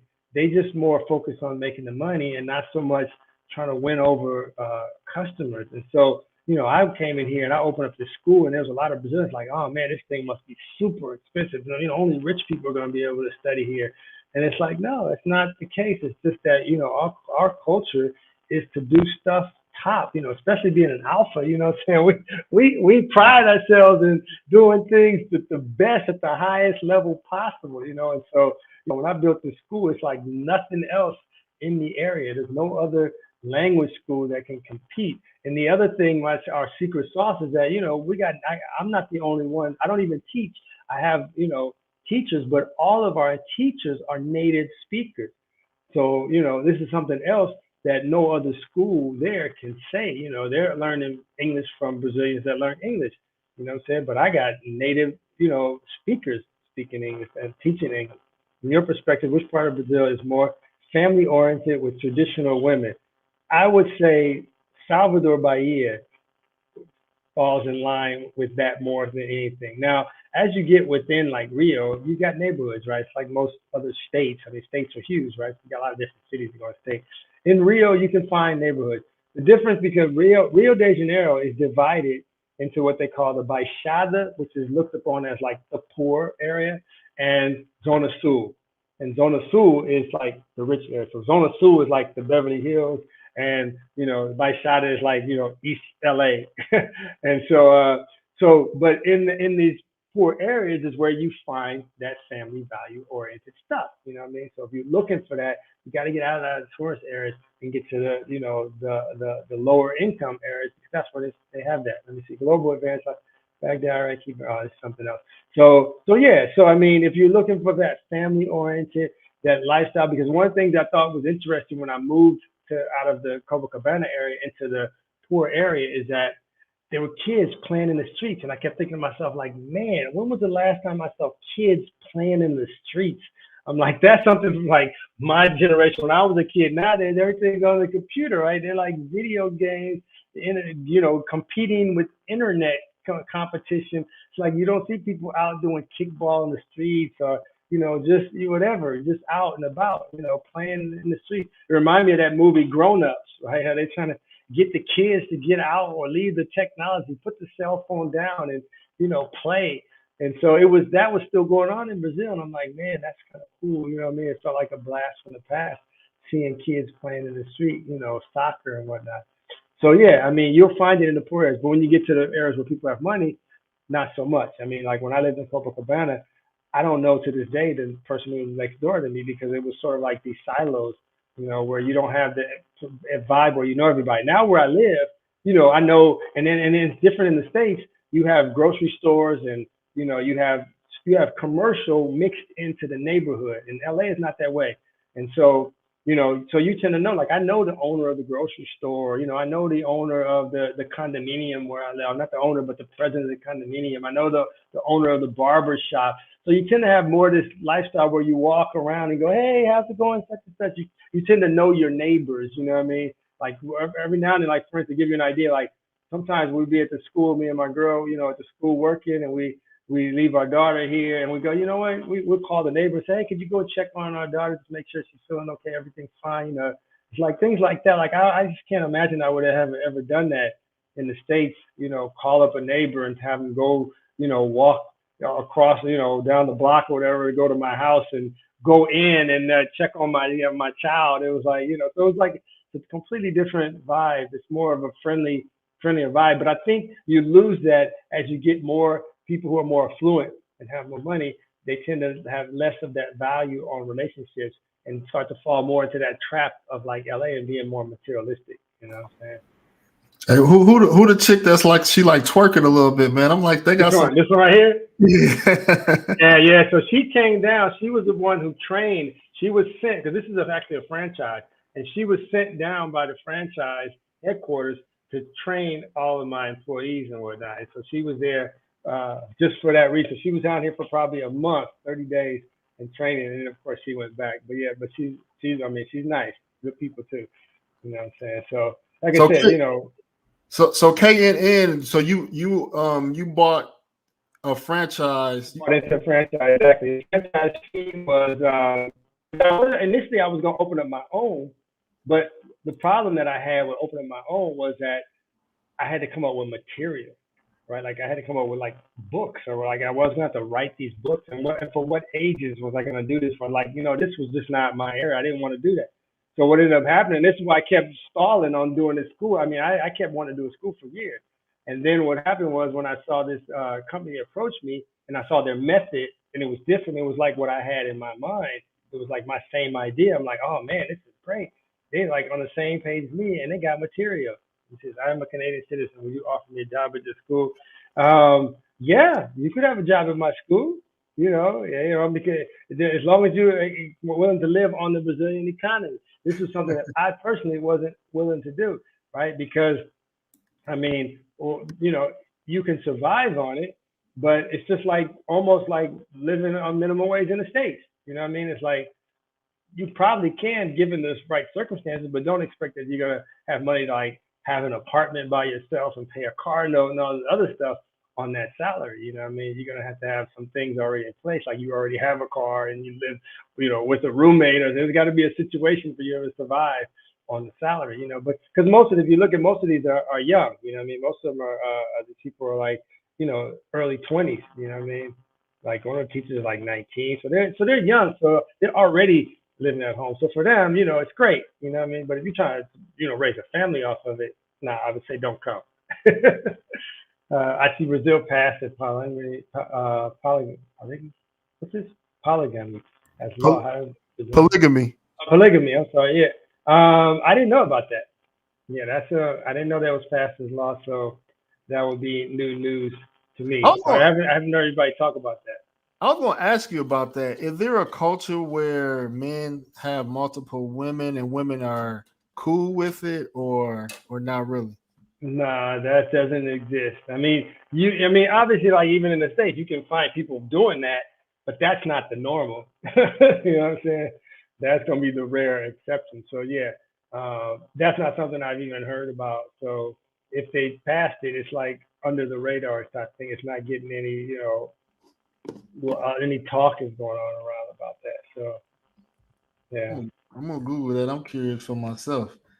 So yeah, no, like so I want to ask this question while I got people still hanging around about child support and okay, enforcement, because Brazil and the US and yeah, other European countries have that agreement as far as enforcement. So yeah, some people like myself are the mindset is like, you don't want to have a child in Brazil because you're gonna be under the same type of enforcement like the US. Not saying that, and some people take it as people not trying to avoid paying child support, is the fact mhm, that in the US women kind of weaponize child support. You know what I mean? So mhm. Brazilian women have that same power. So Yes, they do. how is child support in Brazil, and then how is, I guess, how is marriage, I guess put it like this: marriage with a Brazilian woman and y'all don't have children versus just having a child with a Brazilian. What are the financial Yeah. ramifications if something doesn't work out? Yeah, so child support is just sort of like in the States too. For instance, if you have a kid, it's not like you're instantaneously required to pay child support. The woman's got to go and request it. You know what I mean? For it to be legally, placed on you. I mean, you guys could have a agreement outside of the courts, just like you could, do in the States. So in my case, for instance, my daughter, I'm not with the mother anymore, right? And I pay child support. But for me, I took her to court to pay the child support as opposed to her taking me to court. And the reason why I did that is because I never wanted to, somewhere, I never wanted to have some agreement outside of the court. And then somewhere 10 years from now, she go, oh, he never paid me child support. And then I got to try to figure out how I'm going to prove that I had been giving her money or, pay all this back child support. So I'm like, you know what? Let's just keep everything in the system. So when I put her in the system, they were like, and then the judge was like, they made a recommendation for how much I had to pay. I could have lowered the amount if I wanted to because I didn't have any legal income in Brazil. My company is in the United States, so in terms of Brazil, I was unemployed, and so, but I just really wanted to just push through the process. I didn't want it to be this long, drawn out thing.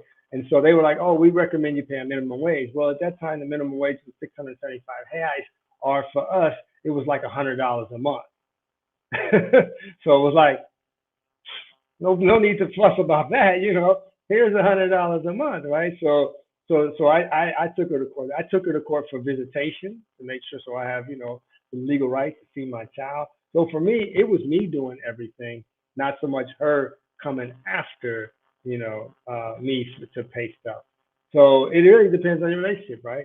But at the end of the day, if you're here in Brazil, if you don't have a job in Brazil, if you're making your money outside of Brazil, then it's not really going to be a big deal for you because then you can, be like, I want to pay less than that. I mean, because, she's got to prove your income and she can't really do that if you're not making it in Brazil. And then the other thing I thought was interesting because when I took her to court, right, she was trying to be big eyed, right? Because obviously she knew I made more, but it's like, it's not what you know, it's what you can prove, right?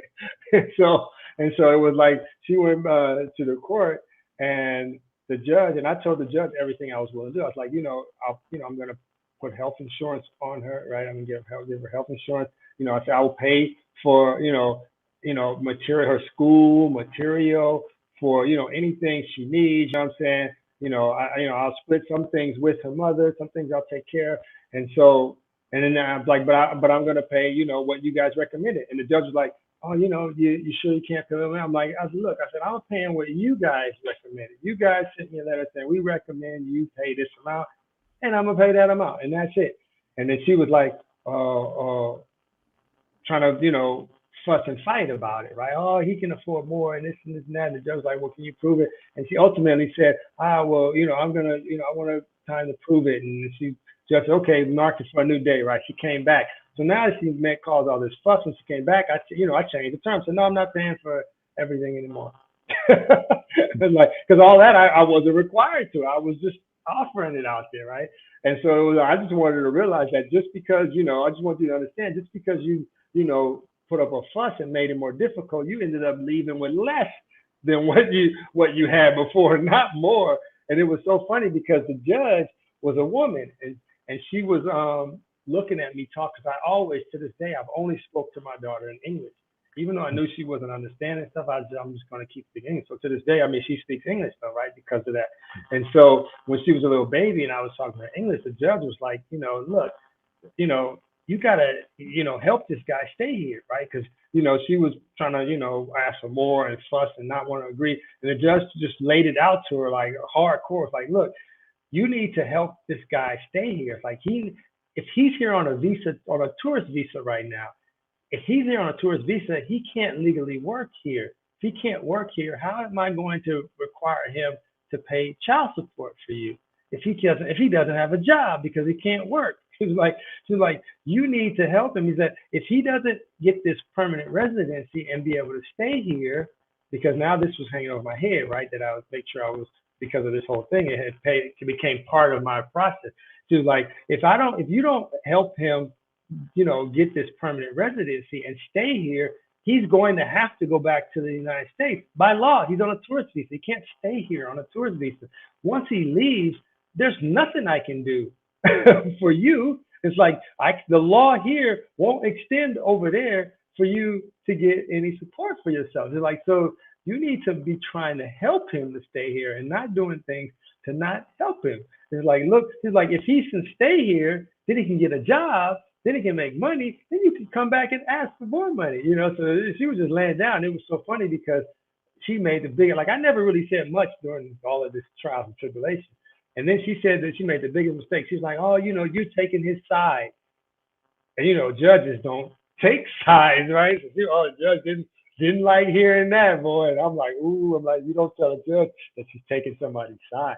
The judge was like, look, I'm a mother, I'm a grandmother. She was like, I have daughters. She's like, and I understand that your daughter having her father around is a positive thing. Look at your daughter. She's learning to speak English. Do you have an idea of how helpful that's going to be for her survival later on in life? She was like, these are good things. She's like, this is the right thing. You need to be doing the right thing. And it was so funny. I'm sitting there going, that's right. You go. And she was all pissed off, right, thinking the judge is taking my side, because it's like, the truth hurts, she's just laying down the truth, what I mean? And because I had said all of this before, it was just though, the judge is taking my side. Like, no, because I was telling you the truth, and the judge is just regurgitating what the truth really is about the situation. So in the end, though, of course, I ended up, keeping with what I said. I still have health insurance on my daughter, and I pay the child support, right? But it's not really expensive. I could have lowered it at any time, but I just, it wasn't a huge amount for me, and to stomach. It wasn't like, in the States it's usually, ridiculous, because probably from a Brazilian standpoint, it's not cheap, right? I'm paying a minimum wage, which is like a salary for somebody, right?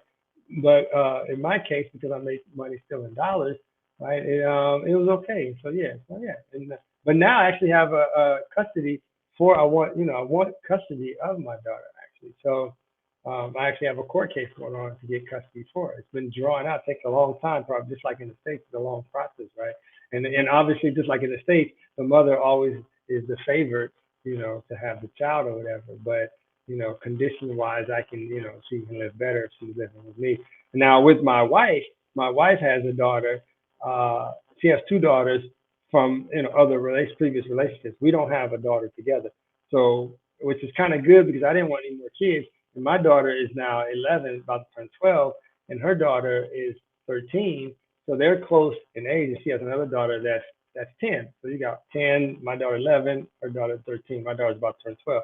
So, now, her daughter, one of her daughters, the father, the one is 13. He's not around. He lives in France. He's never been in her life. So, she calls me daddy, right? So I'm her father, right? And then my daughter, the other daughter that she has, her father's actually around. So, she doesn't like look at me as her father. Her father's around. So, but in that case, one, she lives with her daughter from another relationship, lives with me, one of them. The other one lives with her father. And then my daughter comes every 2 weeks and visit me. So my daughter will be here tomorrow because she's on vacation from school. Let me see this. I'm okay with that, brother. I'm limitless. I want to leave Canada within the next 2 years. I'm learning to learn Portuguese. Plus, I have two primas and an uncle out there. Oh, we're all good. And you, by all means, you can come down, man, because the school is growing. We have, it's interesting because I feel like I got lucky. My native speaker, she's actually a Brazilian, but her parents took her to the United States when she was 2 years old. So English is her first language, right? And so she didn't start learning Portuguese till after she came back to Brazil at about the age of 10. So it's interesting, like, obviously she has no accent. I asked her, I was like, so, which one you feel more comfortable speaking? Because she speaks both fluently too. She's like, oh, English, because English is what I learned first. So, as far as, even though she's not technically an American, she's a native, speaker. So English was her first language. And so she gives, I have her doing the classes of English. And then we actually have French and we have German. My German teacher is a native German speaker as well. I have Spanish. I have a native Spanish speaker. So one of our things that I pride us on is that we have like native speakers teaching the courses and not somebody who actually learned it. What about brothers that want to learn Portuguese? That's in Brazil for a while. Yeah, so that's what was challenging. Like, there's no Portuguese course for English speakers in Brazil. Like, if you want to do that, you're gonna have to like hire someone, like a private tutor. You're not gonna find a course where you're gonna go in and be a classroom environment of people so you can learn Portuguese. For me, I just was self-taught. I came down here. If you have any kind of Spanish background, that's gonna help you a lot because structurally it's the same in terms of how sentences are formatted. But I mean, it's at the end of the day, it's all about practicing. I mean, you can grab a book. It doesn't matter what you grab because at the end of the day, you're going to start to convert from English to Portuguese. Like, in other words, you're going to things that you would say every day, like good morning. You're no longer going to say good morning. You're going to say bom dia. So what's going to happen is you're going to have things that you say on a daily or almost daily basis that are going to become natural to you. And then once you start to do that, you're going to start to get this idea of how things are formed, how the sentence, the basic structure of a sentence. And then it starts to become easier. Once you get to the point where, because I'll never forget, I had this girl that like I said, the one that was helping me with my my Portuguese. When I was going to travel back to Salvador, I had a buddy of mine, this white guy who rented apartments. He's a friend of mine. And so I told him, I'm coming back and I'm going to bring Alexandra with me. He was like, Kevin, I thought you said you wanted to learn Portuguese. I'm like, I do. He was like, well, if you bring her with you, you're not going to try to speak at all. She's going to talk and translate for you the whole time. And I'm like, yeah, I know. I'm like, but like, what do you do if I'm in a conversation and somebody says something I don't understand? Like, I'm thinking to myself, what do you do? I'm like, has that ever happened to you? Like, in the store, you want to buy something and the guy starts talking, he says some stuff, you don't even know what he says. And he was like, Kevin, he's like, don't worry about that. He says, it's just like English. Have you ever heard somebody say something and they use the word you never heard before? Well, you can kind of infer from the context of the use of the word, you can infer what it means. You don't necessarily have to know what it means in advance. And I'm like, I said, okay. And that was the best advice. So I didn't bring her. I went and I fought through it, And I mean, it was worth it. You gotta make mistakes. Making mistakes, saying things wrong, it's part of the process. If you don't go through that process, you'll never learn. If you don't make mistakes, that means you don't need to learn. You already know it then, right? Otherwise, anybody who's learning anything makes mistakes along the way. Is Brazil a good environment to raise children? It depends on where you are. You know what I'm saying? Because Rio is, in general, is a very violent place. I mean, like there's a lot of crime and assaulting and going on and stuff. So I would not raise a kid in Rio. Where I'm at now in Cabo Frio is a lot more relaxed, a lot more, we say tranquilo.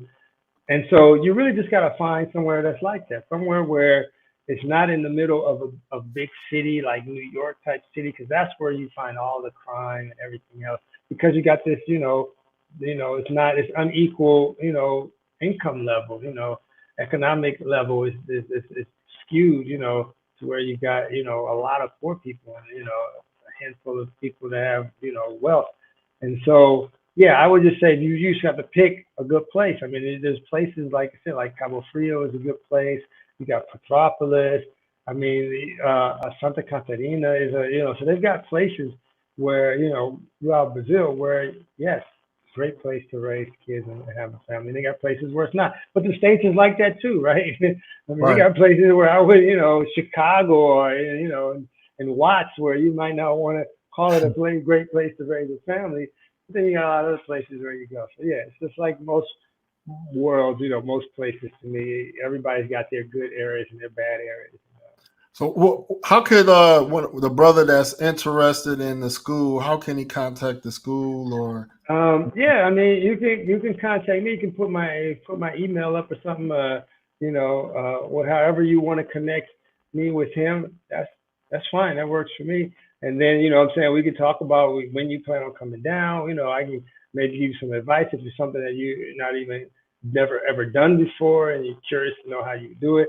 You'd have to look to see about, I don't know if that would be enough to get you to stay as a permanent resident, because you got to figure out that piece, because you're going to need to have the ability to have an ID here to be able to work, right? So you can't be here on a tourist visa and be able to work for me. That won't work, right? So you got to figure out how you're going to do your permanent residency, right? Whether that's going to be marriage, kids, investment visa, or whatever. You got to figure out which permanent residency will work for you and your situation and that you're willing to do.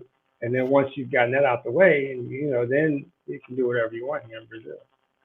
Okay, it's a private chat. You can put your email, and then I'll copy and paste it, and I'll put it. Okay, I see it. Let me put. So yeah, I'll put my email here. Now, since we're talking about visas, now every country, I'm gonna say every country, but most countries I've researched about visas, they all have a quote unquote retirement visa where you can basically, if you can prove you make a certain amount a month, usually from a rental property, you could get a retirement visa. Do you know? Could. Brazil has that too. I had a buddy of mine who was doing that at one point. He was here on retirement visa. I can't remember if they raised the limit or something changed about it. I do know that, but you can definitely there's a retirement visa. So you just have to find out what the value, what you have to have as proof of a monthly income for you to get that visa.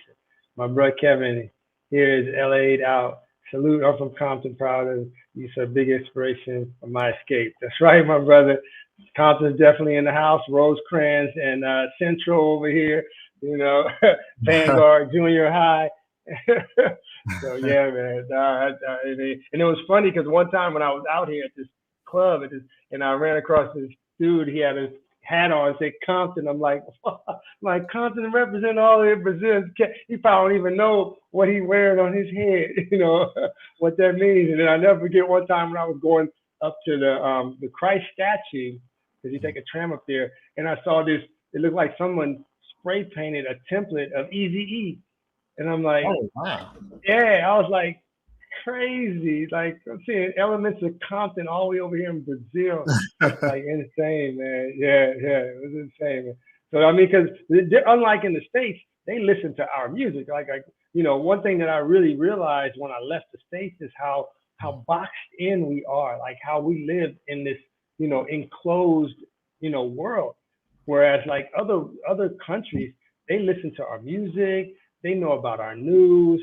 You know what I'm saying? Alondra Wilmington, I know where you at, my brother. I know where you at. Mm-hmm. And so yeah, I mean, it was, you saw the Easy Portrait. Great, cool. And so, yeah, so it was like, I'm man, I lost my train of thought. What was I at now? When I saw that a lot, that Easy E portrait threw me off. Um, um, no, what you realize is that in the rest of the world, they listen to our music, they watch the news that's happening around the world. We don't tend to do that in the States. It was kind of shocking when I thought about, like, they watch our movies, you know what I mean? Like, we don't watch any foreign movies. I mean, if you only go to like some film festival or something, but just like mainstream theater, there's no movies from other countries being shown, like, where we don't know the language and it's like, dubbed over or subtitles or whatever. We got to read it. It's like, that doesn't happen in the States. We don't listen to music. I mean, we're starting to listen to like some Latin music, right? But for the most part, we don't really listen to music from other countries. We listen to only our own music. So it was just really weird to me when I left Brazil to see how much influence the United States had on another country and how little they have on us, like how little we embrace their culture and they embrace ours, like, immensely. So yeah, it's definitely an eye-opening thing when you're like sort of out of the picture, looking at the picture from outside the picture and not looking at it from inside the picture, where you don't really get to see the big picture. Wow. I would say I'll keep rocking for like 20 more minutes, man. I want to get your I want to get more insight on the the dating relationship and family culture. So you Mhm, mentioned a couple of things that I'm curious about. Um, mhm, the similarity. I see a lot of similarities in Brazil from my personal experience. So mhm, it kind of give the good, I mean, the good and the pros and the cons mhm, of, let's say, dealing with a woman. Let's say if you got kids with her. I know it was a Brazilian guy, may rest in peace, brother Youssef. He was like a Brazilian vlogger in Brazil. He okay, died unexpectedly in Brazil, but he was divorced, I think twice divorced from a mhm, Brazilian, if I'm not mistaken. So um, I know there's good situations. I know there's bad situations. Just kind of give brother the real yeah, expectation of what they expect, and then also talk about your situation with your wife as far as um, how she is as a wife mhm. compared to maybe what the average brother may experience in the U.S. Great. So first thing that's interesting is that, like I said, we're not legally married, so we haven't actually, done the ceremony of a marriage certificate or anything. We just been living together. So now in Brazil, what happens is the minute you live together with somebody, it doesn't matter how long. The minute you guys move together, at that point you are considered married. 100K a year, good money in Rio. That's, I mean, you live like a king, my brother, with 100K, and so you will be rich, and so yeah, so we're not legally married, but there's common law, right? So like if we were to like split up, it would be like we were married. It would have to be a separation. There could be alimony and whatnot. So all that has to happen is one person has to prove that the intent was to be permanent, right? And obviously, her living with me and we have things together. It's like the intent is there. So I do want to actually do the whole marriage ceremony thing and everything. I just haven't figured out when and how. Like I kind of wanted to do it in the States, and trying to ship some of her family over. So yeah, like I haven't really figured it out how it's gonna all play out. But yeah, I don't have a problem like doing it or whatnot. But so that's one thing to keep in mind. Is like if you decide you're gonna be with somebody, and even if you don't decide, but you move to start living together, then you kind of put yourself in a situation where you're married, and now that breakup could actually be considered as like a divorce. All right. So now the other thing is, like you said, my wife's living with me. How is that different than like maybe a relationship when I had a girl? I mean, I've lived with a girl when I was in the States before too. I feel like a lot of Brazilian women are still sort of like the old school of what we would think about how a woman was in the 50s, maybe, where the woman actually doesn't have a problem taking care of the man, like doing things that most women today would feel like, you know, that they don't, that's, they don't need to do that anymore, right? Like, oh, that's not, we got the women's movement. Like, we don't need to take care of you and, be the house, take care of the house and all that. We can have jobs, we equal pay, and so they'll kind of, those kind of women that think that way will probably, not, like the situation probably. I don't know, but so like because like when I got together with my girl, I told her, I don't want you to work. I was like, I like the idea of you taking care of the house and me making the money and providing the financial piece and you providing, the home care of the house. So it was like, for me, I was cool with that. I'm like, I don't want you to work. I said, I would much rather you stay at home. I mean, because I not like stay at home because I work from home, right? I mean, before I opened the school, everything is internet based. So I'm in the house. So I felt like, I said, I'd much rather you raising our daughter, right? Because that's an important thing. I don't want my daughter to have to live with me for the rest of my life either. I don't expect that she's going to be able to spread her wings. And if you don't educate the kids, then they probably will be living with you for a long time. So I'm like, I want you to, raise our daughter, and I don't have a problem with you, cooking the food for the family for everybody to eat, and we sit down as like a family and have dinner and all. I'm like, so I'm cool with that traditional old school way of what a lot of women feel like, is, I don't know, abuse. I don't know how women nowadays think, but it doesn't seem like the kind of situation would happen in the States. Probably part of it is, of course, it's really hard in the States for just one person to work and survive. You know what I mean? Like, you need two incomes in order to do it. So it may not even be an option in the States for you to tell your wife that she don't need to work. But for me, I liked the idea of, my wife not having to go out and work and her being able to stay home and take care of the house. The house is clean and, everything is taken care of there while I'm working. She's doing her thing. And so yeah, I felt like that differed a lot from me in the States. I'll never forget, man, the last girl who lived with me, man, to me, it was like a disaster, man. But I'll never forget the one thing that out of that relationship that stands out in my mind is I remember, never forget coming home from work, and she was there and she had cooked, right? And what I noticed is that, and actually, no, I think I was already home now, as a matter of fact. And I noticed when I went in the kitchen and looked and she had cooked, and I was like, oh, where we got these? She was like, oh, there's some stuff left in the pot, right? And when I looked at it, it was like she cooked enough for her and just didn't eat it all. You know what I'm saying? It was like, and I'm sure thinking to myself, like, this is some bullshit. Like, 'cause at this time, we were dating still, but she was in college and I had already just finished. And, so I said, well, you live with me while you're in school, you know what I'm saying? And, I'll take care of all the finances, you just take care of the house.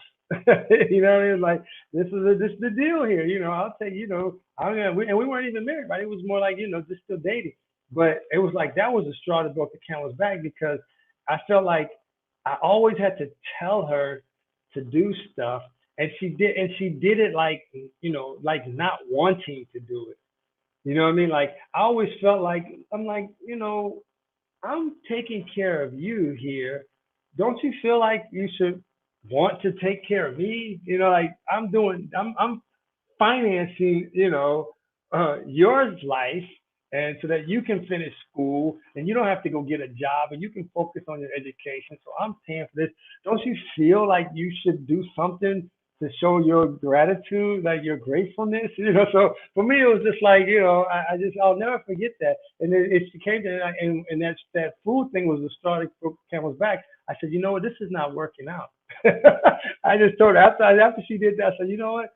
I said, this is just not working out. Like, you're going to have to, go find a place. I don't know if you go back to your parents. You're going to have to figure out what you're going to do because this is just not working out for me. It's not what I expected, and so that's not something that I feel here. Like, my girl, I mean, she, at the drop of a dime, will help, cater to me in the sense of if I was like, what, I'm like, I'm hungry, it's like right now, if I woke her up and said, babe, I'm starving, ain't nothing open this hour.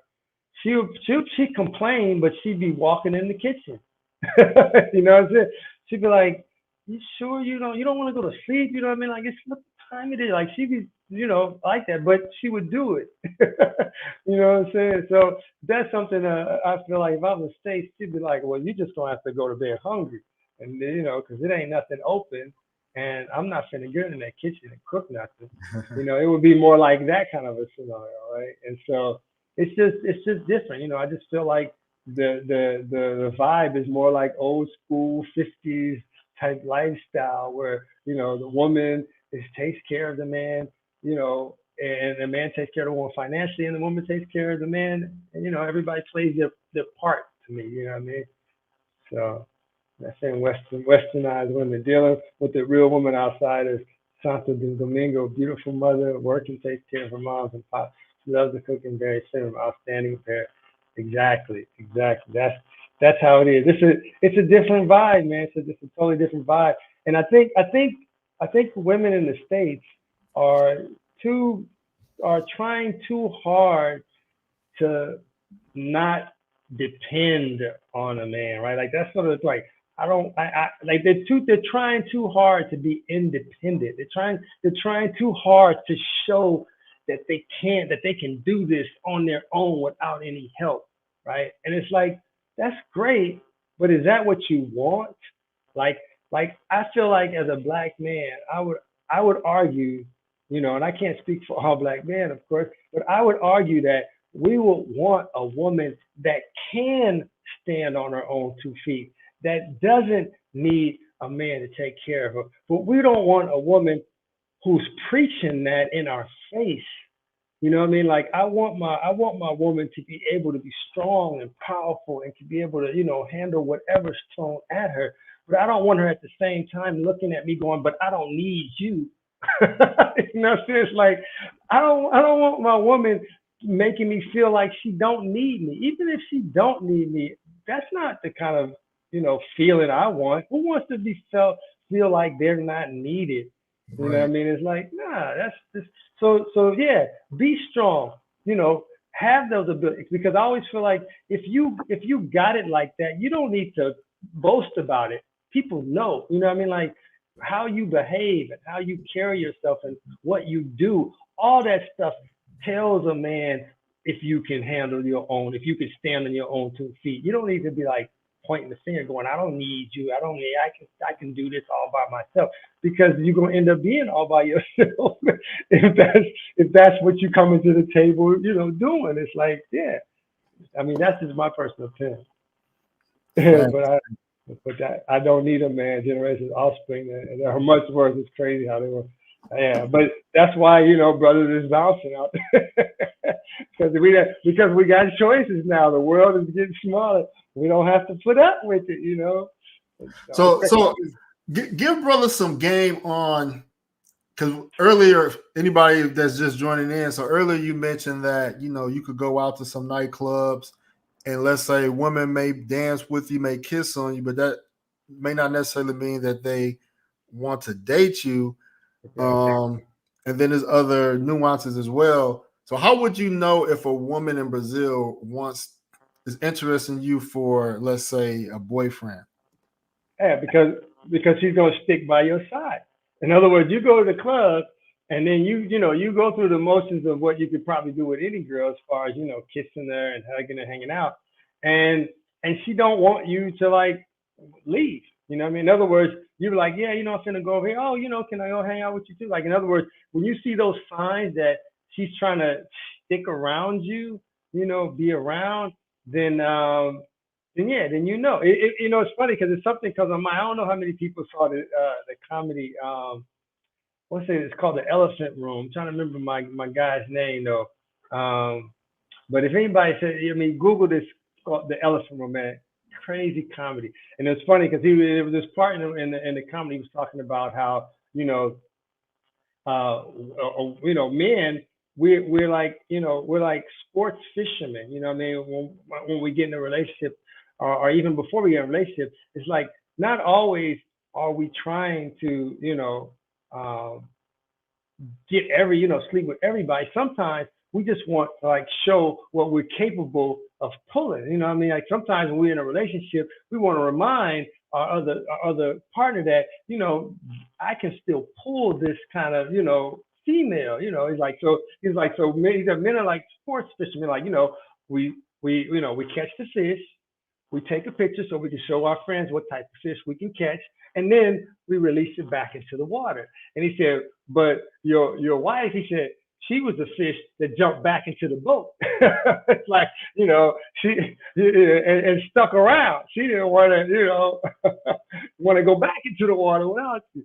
And so it kind of reminds me, of that. And so it's like, if they want to really be with you in a relationship, wise, you're gonna know it because they're gonna behave differently. They're not gonna like just treat what happened in terms of the kiss and all that stuff as okay, yeah, that was cool, and now they're off looking and hanging out with their friends doing their own thing. It's gonna be more like they're gonna be in sync with what's going on with you for that night. You know what I'm saying? And then you're gonna know. So, okay, tell us about, from your knowledge, how likely or common is infidelity? Yeah, how common is infidelity in Brazil with women? I think with women, it's not that big. I mean, when you're in relationships, I mean, when you're just like dating, yeah, I think it's, but I don't know if you want to call it infidelity at that point, right? Because you're just dating. But let's say if you're in a relationship, most of the time in Brazil, if there's infidelity, it's the man. You know what I'm saying? Like, it's not usually on the women's side. And like I said, and it's because if you think about those numbers I was talking about, when you got 7 women for every 1 man, then, what I mean, it's hard for the man. And you got all these beautiful women. I mean, like when I came to Brazil, I mean, it was like being a kid in a candy store, right? Like, I was rubbernecking. It was like, man, look at that, look at that, look at that. I mean, like I kept thinking to myself, I'm glad I came to Brazil as a grown man. Because I kept thinking, man, I wonder how many kids I'd have if I was raised in Brazil. I'd probably have like 40 kids. I mean, it would be insane. Like, nah, man. So I mean, yeah. And that's why I said when I first met my girl, I wasn't like mentally there to settle down. When I started to think about settling down was when I ended up having a conversation with a friend of mine who's actually older than me, and we were talking about how at some point, you're not going to be attractive to the type of women that you're attracted to, right? At some point, you're going to get to a certain age where your looks is not going to attract the kind of woman that you want to be with. You're going to be too old now for that person, that caliber, whatever. And so I said, you know what? I said, I don't want to wait until that happens. Because then you're going to find yourself having to settle for something because now you can no longer attract the kind of women that you're attracted to. So for me, I was always when my head got right when I realized that I had a woman that I was attracted to. She had all the qualities I want. When I broke up with her the first time, I didn't break up with her because of something she did or something I didn't like about her. I broke up because I was looking at the grass was greener on the other side kind of scenario, right? So that's why when I look back at that situation when she came back to my life, I'm like, you know what? I had nothing to complain about this woman. Like she was, treated me good. She was still looked beautiful. It was like, I didn't really have a reason. And at that point, it was like when I realized that, when you're sick and that's when if whatever side of the coin you're on, the other side always looks better, right? When you're single, being in a relationship looks good with relationship. But when I was sick and I was laying in that bed in my apartment, and all I kept thinking about was like, you know what? This is when being single sucks. It was like, I don't have nobody here. I can't. I'm weak. It's like I'm struggling to lift myself out of this bed. I don't have nobody here to give me, pick up some food or bring me food or even order some food. It's like I started thinking like, if I died here in this bed, how long would it be before somebody knew that I died, right? Because, when you're out there in the dating scene, you tend to pick up the phone, you're making your booty calls and see who it is, but you don't necessarily have people coming over all the time. You don't necessarily have that kind of environment. And so, it was like at that point when I realized, you know what? I'm ready now. Like I'm ready to settle down. Like I've been in Brazil for years now. I've had my fun because it's not like, beautiful women are ever going to be ugly at some point. It's like no matter what age you are, you're going to always look at a beautiful woman and be like, damn, look at that. You know what I'm saying? So that's never going to stop. So it's like, you just have to make a decision because at some point you're either going to have some girl that's with you because of your money and what you have. And I didn't want that either, right? Like you don't necessarily want somebody who's with you as a gold digger who really don't care about you and is just there for what you got. It's like you really want somebody who's truly in your corner. So, and at some point you're going to get to the age where you're not going to have the looks to attract the kind of woman you want. So what's your and your lady age difference? My girl is 19 years younger than me. So I'll be 52 this year, right? And my girl is 30, 35? No, actually I take it back. She's 33. Just turned 33 on June 25th. So yeah. So when I met her, right, she was probably like 22, I guess.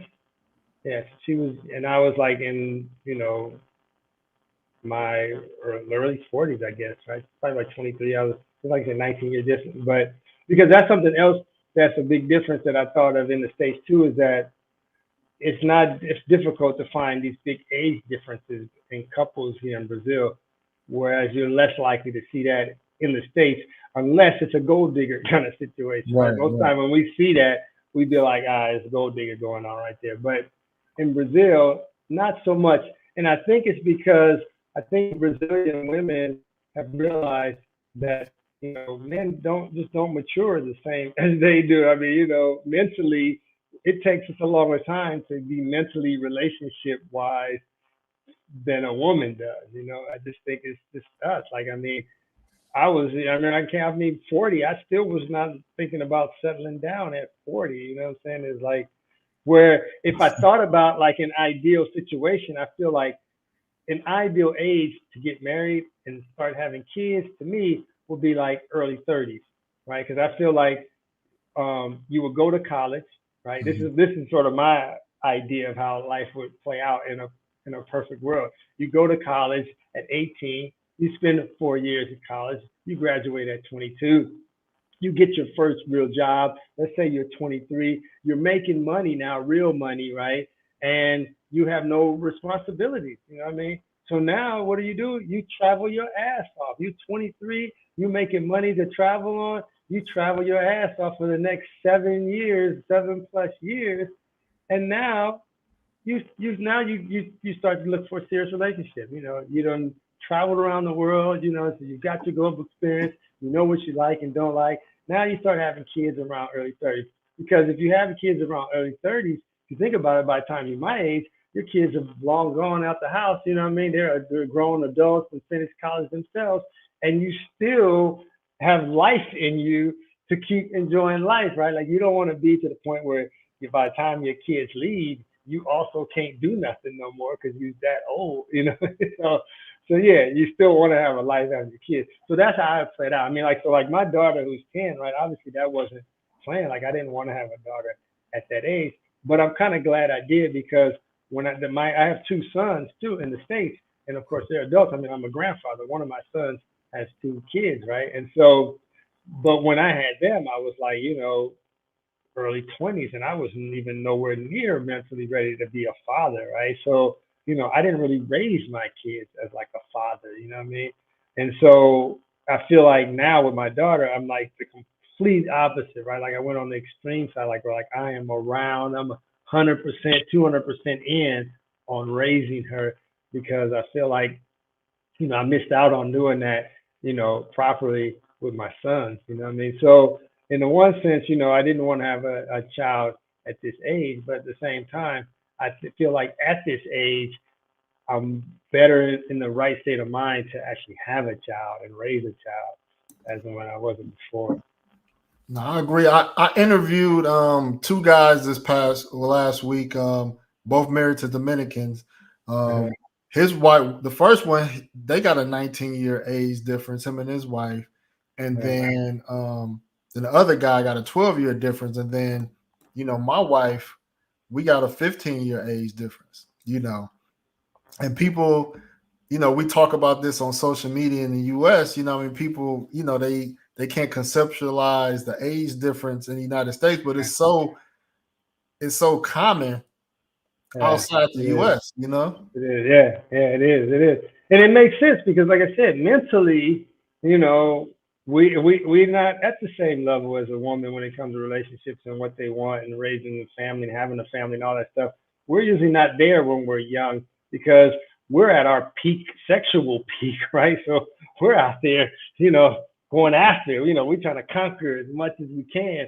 You know what I mean? We're more there than we are like, what, stop. I remember, never forget, I saw this guy with this t-shirt and it said marriage and it had, you know, and then it had the little, you know, no sign and it was like game over, right? Like, you know, you getting married, game over, right? You know, and so it's like, you know, we kind of look at it, you know, from that standpoint when you're young, you know what I'm saying? But as you get older, you got to think about, like, you know, you do want to like have some memories with somebody, you know what I mean? And not just all by yourself. I mean, I'll never forget this one guy. He would always tell me, you know, he's like one of the people that pays for work girls all the time, right? He'd be like, no, man, he said, I don't pay him to come. He said, I pay him to leave. Right? He said, that's his whole thing. Like, I pay him to leave. I'm like, that's all cool and dandy, but you know, it's so void of substance. You know what I mean? If that's all you're doing, because you don't ever really have anybody that really cares about you. You know, and I think it's important to have somebody that you know really cares about you, really got your back, that would go down in dirt, like, you know, like I feel like if I didn't have anything and I was like, you know, baby, we're gonna have to eat out the trash and you know to try to make it. She'd be like, if that's what we gotta do, then you know that's what we gotta do. You know, like she would dig down in there. Be obviously no one wants to do that, but I don't feel like if I didn't have what I have, I don't feel like she would be looking other in another direction now. You know what I mean? Because she wasn't accustomed, like, cause like my girl grew up in the favelas. You know what I mean? Like she's from the favelas, right? So I'll never forget, like when I went to, you know, visit her, it was like, you know, one of the first times I went into a favela. And I mean, being in a favela is a whole nother world, right? Like you see, you know, they walk around. It's like a lawless land, right? You know, guys are walking around with, you know, AK-47s and guns just out in the open, right? Like cocaine is just openly sold on the market. You know what I mean? It's like, it's a whole nother world. You're in there and you're like, ah, you know, this is insane. I can't believe it's going on. Because the police don't go in there. You know what I'm saying? It's not like a place, so that's why we kind of call it lawless land, because the police won't go in there. So I mean, like if you're in the favela and you call the police, they're not coming. You know what I'm saying? You can forget about it. Chances are they're not coming. Because if they go in there, you know, get hit with heavy gunfire. You Yeah. know what I'm saying? So they're probably not going to go in there. So it's a whole different vibe, right? And you got two different types of favelas, right? You've got favelas that are run by drug lords. So in these favelas is where you tend to have a lot of shootouts going on because it's, you know, drug competition, people competing for the market, the drug market. So one trying to take over territory, other. So it's a lot of shootouts. And then you've got the ones that are run by like the mafia, right? And so the mafia ones don't tend to have that gun shootout type thing going on. And what they tend to do is the ones that are doing the drugs, they make their money selling the drugs, right? Obviously, to, you know, having everybody on dope or whatever. But the mafia ones, they make their money by charging the people that live there. So what happens when you have the mafia ones, everybody who lives in the favela, they pay a fee. You know what I mean? They have a monthly fee they have to pay, and that monthly fee goes to the mafia. And you have to think about it. Like they'll probably have a monthly fee of like maybe 100 reais a month. But inside the favela, there's probably like 20,000 houses, right? So if you think about it, they're collecting 100, you know, let's say $100 from 20,000 people, right? So it's a business. You know what I mean? That's a lot of money. You know what I'm saying? For doing nothing other than, you know, managing that place in essence, right? They got their team, people with guns and you know, stationed everywhere. And one of the things that's kind of interesting is that there's less crime in the favelas, right, than outside of them, right? Because who polices it are the people who run it. If it's the drug traffickers, they police it, and of course, so they don't tolerate people stealing in the favela. So if somebody stole your cell phone and they knew and you had it and they go and tell the drug lords, you're gonna have some serious problems. They're like, you stole in the favela, you stole in the community, you know, they're gonna chop off some fingers or something. You know what I mean? Like it ain't gonna be pretty, you know what I mean? And so So yeah, it's completely different. You know what I mean? And that in one sense, it's more secure from crime, but in another sense, it's not secure because now they can do whatever they want. I mean, you have raising your daughter in there, they might want to, have sex with your daughter, and what are you gonna do? So I mean, it's not like it's all good because they keeping it people from stealing. Does your lady consider herself Afro Brazilian or negra or preta? She is negra and preta here are kind of the same thing, right? So she considers herself black, right? So Brazilians tend to define themselves on the color of their skin, as opposed to us in the States. We tend define ourselves on the content of our blood, of our bloodline, right? So you got a drop of blood, black blood, and you black. You know what I mean? It don't matter what else, like like the Tiger Woods thing, right? Like, oh, I got a black parent and a Japanese parent. Why can't I be Japanese? Because black blood is like poison. Whatever it drops into it, it took over. It's like you put a drop of poison in water. It ain't water. It's poisonous. The whole thing. And so yeah, so Brazilians tend to define themselves on the skin color. So you got like mulatto, preto. Now they got a whole bunch of different colors. Even I don't remember all the colors. But at the end of the day, most Brazilians are black, and most of them will acknowledge that they're black, but they won't say black because they'll be defining themselves on the color of their skin, like whether it's dark or lighter, or like for us, we'll be like red bone or light skin. We kind of only have like two. We'd be like, you black, or you light skin black, or red bone, or we don't really have, like, they got a whole bunch of different colors, right? But at the end of the day, most of them are actually black because they got black blood in them. Because the same thing with us. I mean, they brought the slaves in, and the slave masters had sex with the slaves, and everybody's all mixed up now. As much as they, that's why I always think it's funny to see these racists that think they pure. Like, yeah, but love to see you do like one of those those gene tests. Is there a rise of feminism in Brazil? No, I haven't seen anything like that going on. Rise of feminism, nah, not something that I've seen. Okay. Man on the ground. Okay, so I got one more question, man. I'll let you bring it home, man. All right. So since we won't advocate long distance dating for Brazil, so give a roadmap for a guy. Let's say he wants a Brazilian woman and he needs to live there and be able to support himself. Mm-hmm. What would your advice be for a brother that wants to get with that wants to find a wife in Brazil and then live in Brazil, or bring her back to the States if he has to bring her back to the States? Well, first thing I say is, do you know where in Brazil you want to live? Right? If you haven't been to Brazil at all, then that's going to be a tough question for you to answer. Then you need to first come to Brazil and do a little bit of traveling around and find a place that you like, because the environments are different. Do you feel, are you a person who live near the beach? Are you more, live on a farm life? So, first of all, figure out where you want to live. Once you know where you want to live, then obviously you want to find somebody that lives in a woman in that area. So I would highly recommend, using some of the dating sites to actually meet women, because, to set the meeting up, right? Because if you've gone, let's say you went to, Cabo Frio, and you're like, yeah, no, I like Cabo Frio, I want to live there. Then, meet somebody online, exchange information, start to have a regular conversation with her, see if you guys can talk. Because if you don't speak Portuguese, this is another, tough point for you, right?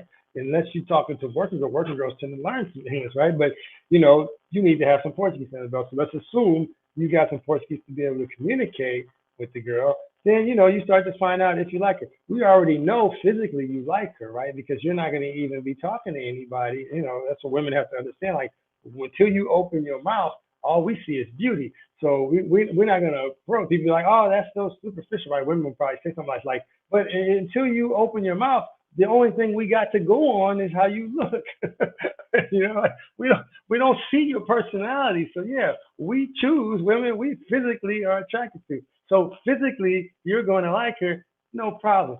Now the question is, is it just physically? Because I've had some women where after I started talking with them, it was like, yeah, this is not gonna work. But damn, I would definitely, we can definitely have some fun, what I mean, in the sun. But as a relationship, nah, you're not gonna work for me. So, you're gonna have to go through that because you're gonna have to weed some out. It's not like you're gonna the first one you find and meet up with is going to be the one. Like, you're gonna have to go through. So you're gonna have to, date, right? But I would say to save you some trouble and get you out there quick and fast, you know, try one of these dating sites like Brazil Cupid, because so you can find women where they live, location wise, and then you can meet up with them in some public place, and you can kind of start from there, right? Assuming you got your Portuguese, and of course, if it don't work out right, at least she will have shown you around some places you can meet some other people, and so you can kind of go from there. Now you got to also decide, if you're serious about like relocating, because you got some people that say,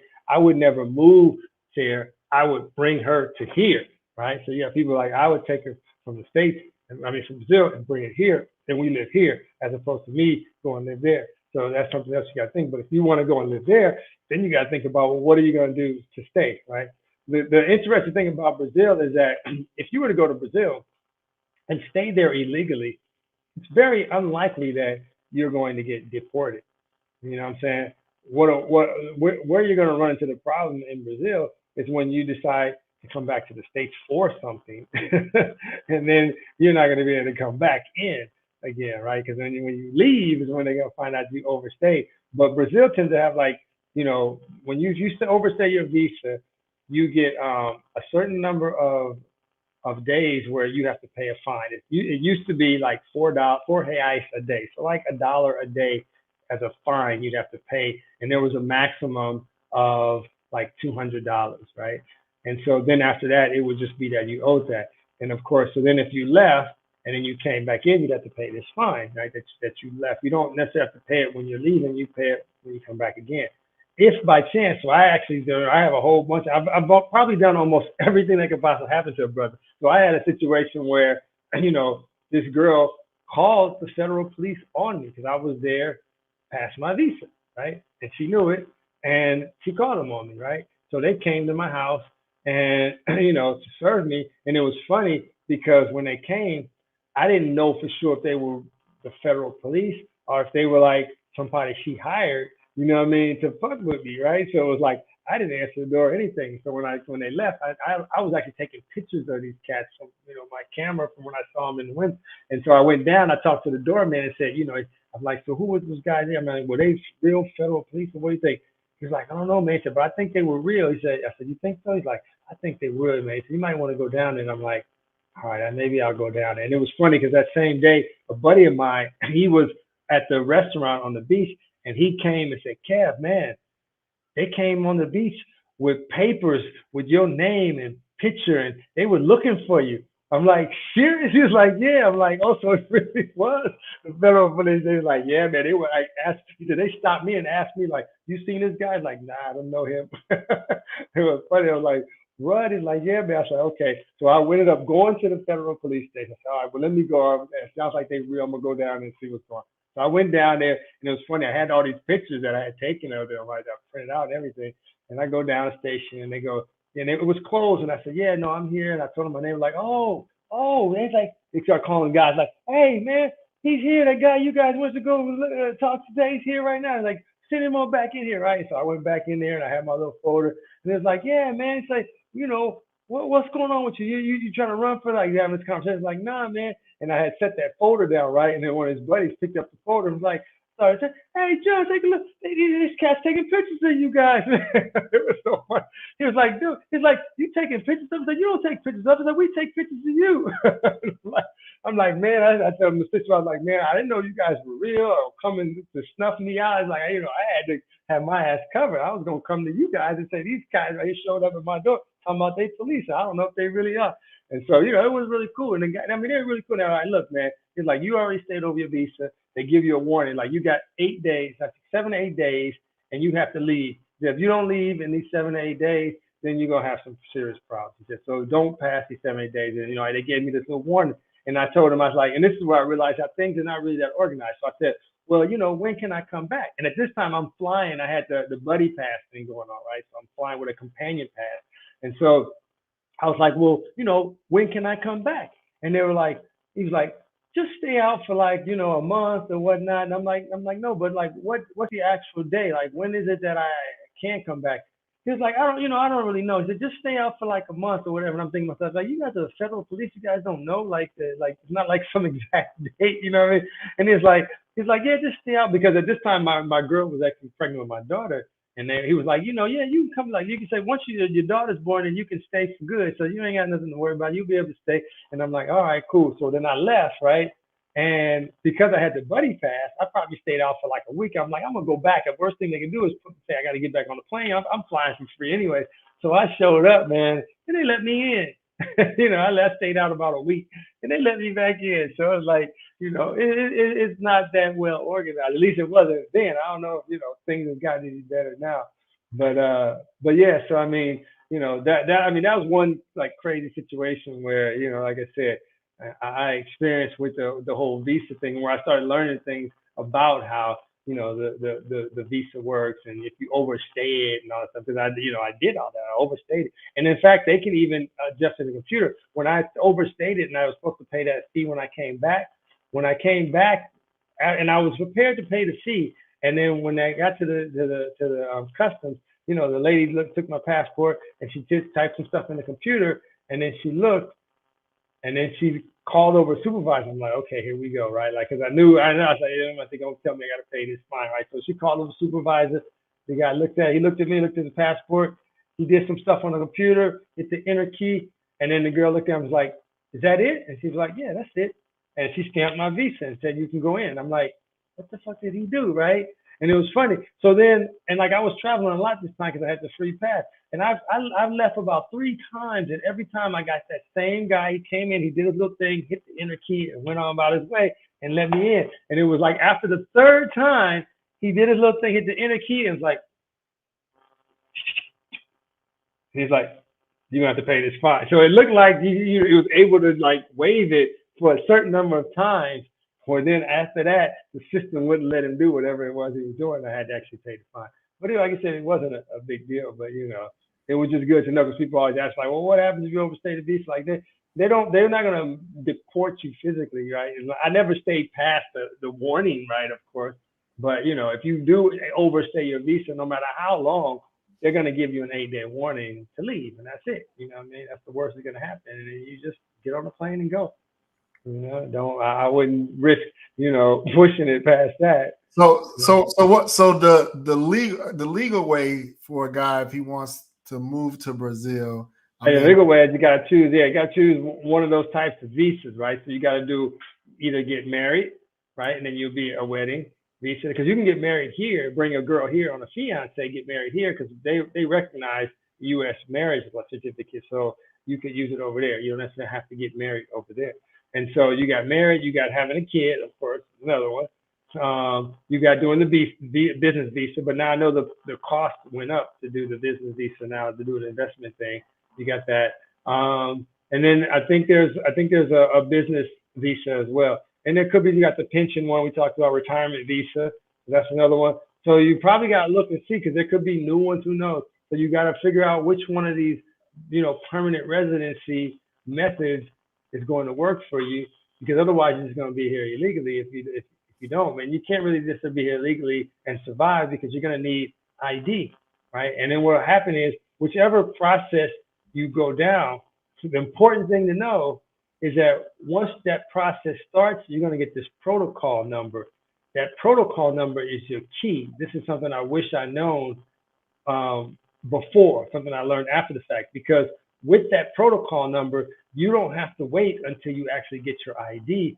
You can actually open up bank accounts. You can function as a regular Brazilian with that protocol, because your process itself could take a year or more, right? And so in my case, I didn't know. So I waited that whole year, whatever. I was there in Brazil illegally waiting for that process to finish, right? So that I could, open up bank accounts and do stuff that I couldn't do without it. But with that protocol, you can actually go and get a work permit, which serves as a Brazilian ID. So you can open bank accounts. So it's stuff you can do with the protocol, just having that protocol, because that protocol basically tells them that your process is in process.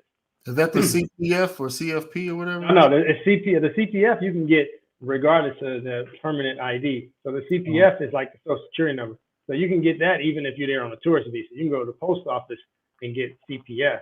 Okay. But to get an ID, like a California ID or your ID, you need to have a permanent residency, right? Or be a citizen to get your ID. But once you start the process, once you've given them everything they need for your process to start, they're going to give you a protocol number. Because you're not going to get the protocol number until you've given whatever they need from you to start your process. They say, oh, we need this. But once you get that protocol number, you can now run off and go get a work permit, which has your picture on it and serves as an ID in Brazil. So now you can go open a bank account with that work permit. You can do a bunch of stuff. And that's what I ended up doing when I found out. But, I didn't find out till like near the end.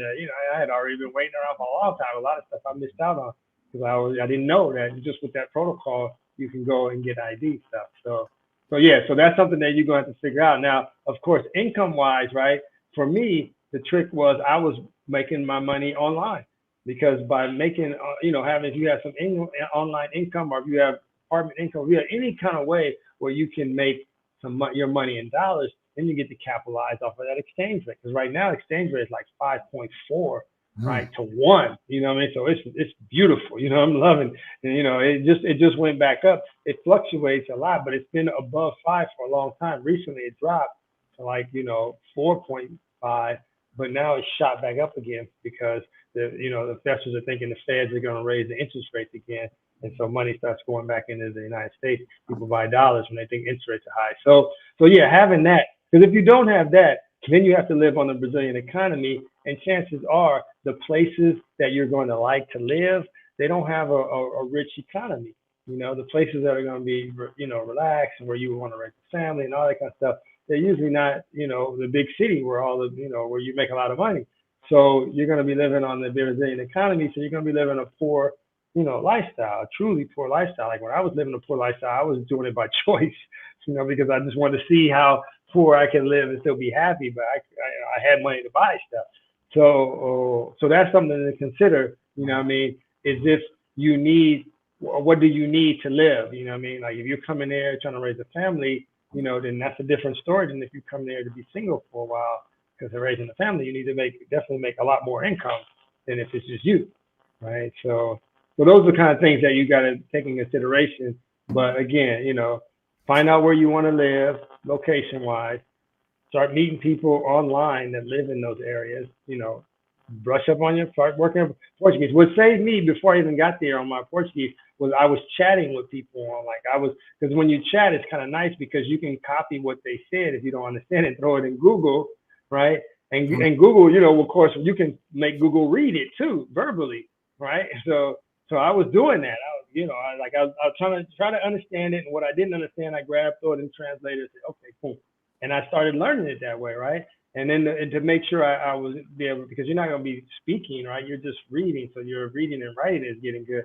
But, I was using Google to play it and hear it. So I could be like, and then of course, when I got there, it was more, talking, right? You got to, the toughest part for me, not everybody has shame, but the toughest part for me was being able to, go through making mistakes in front of people and risking looking stupid and saying the wrong things.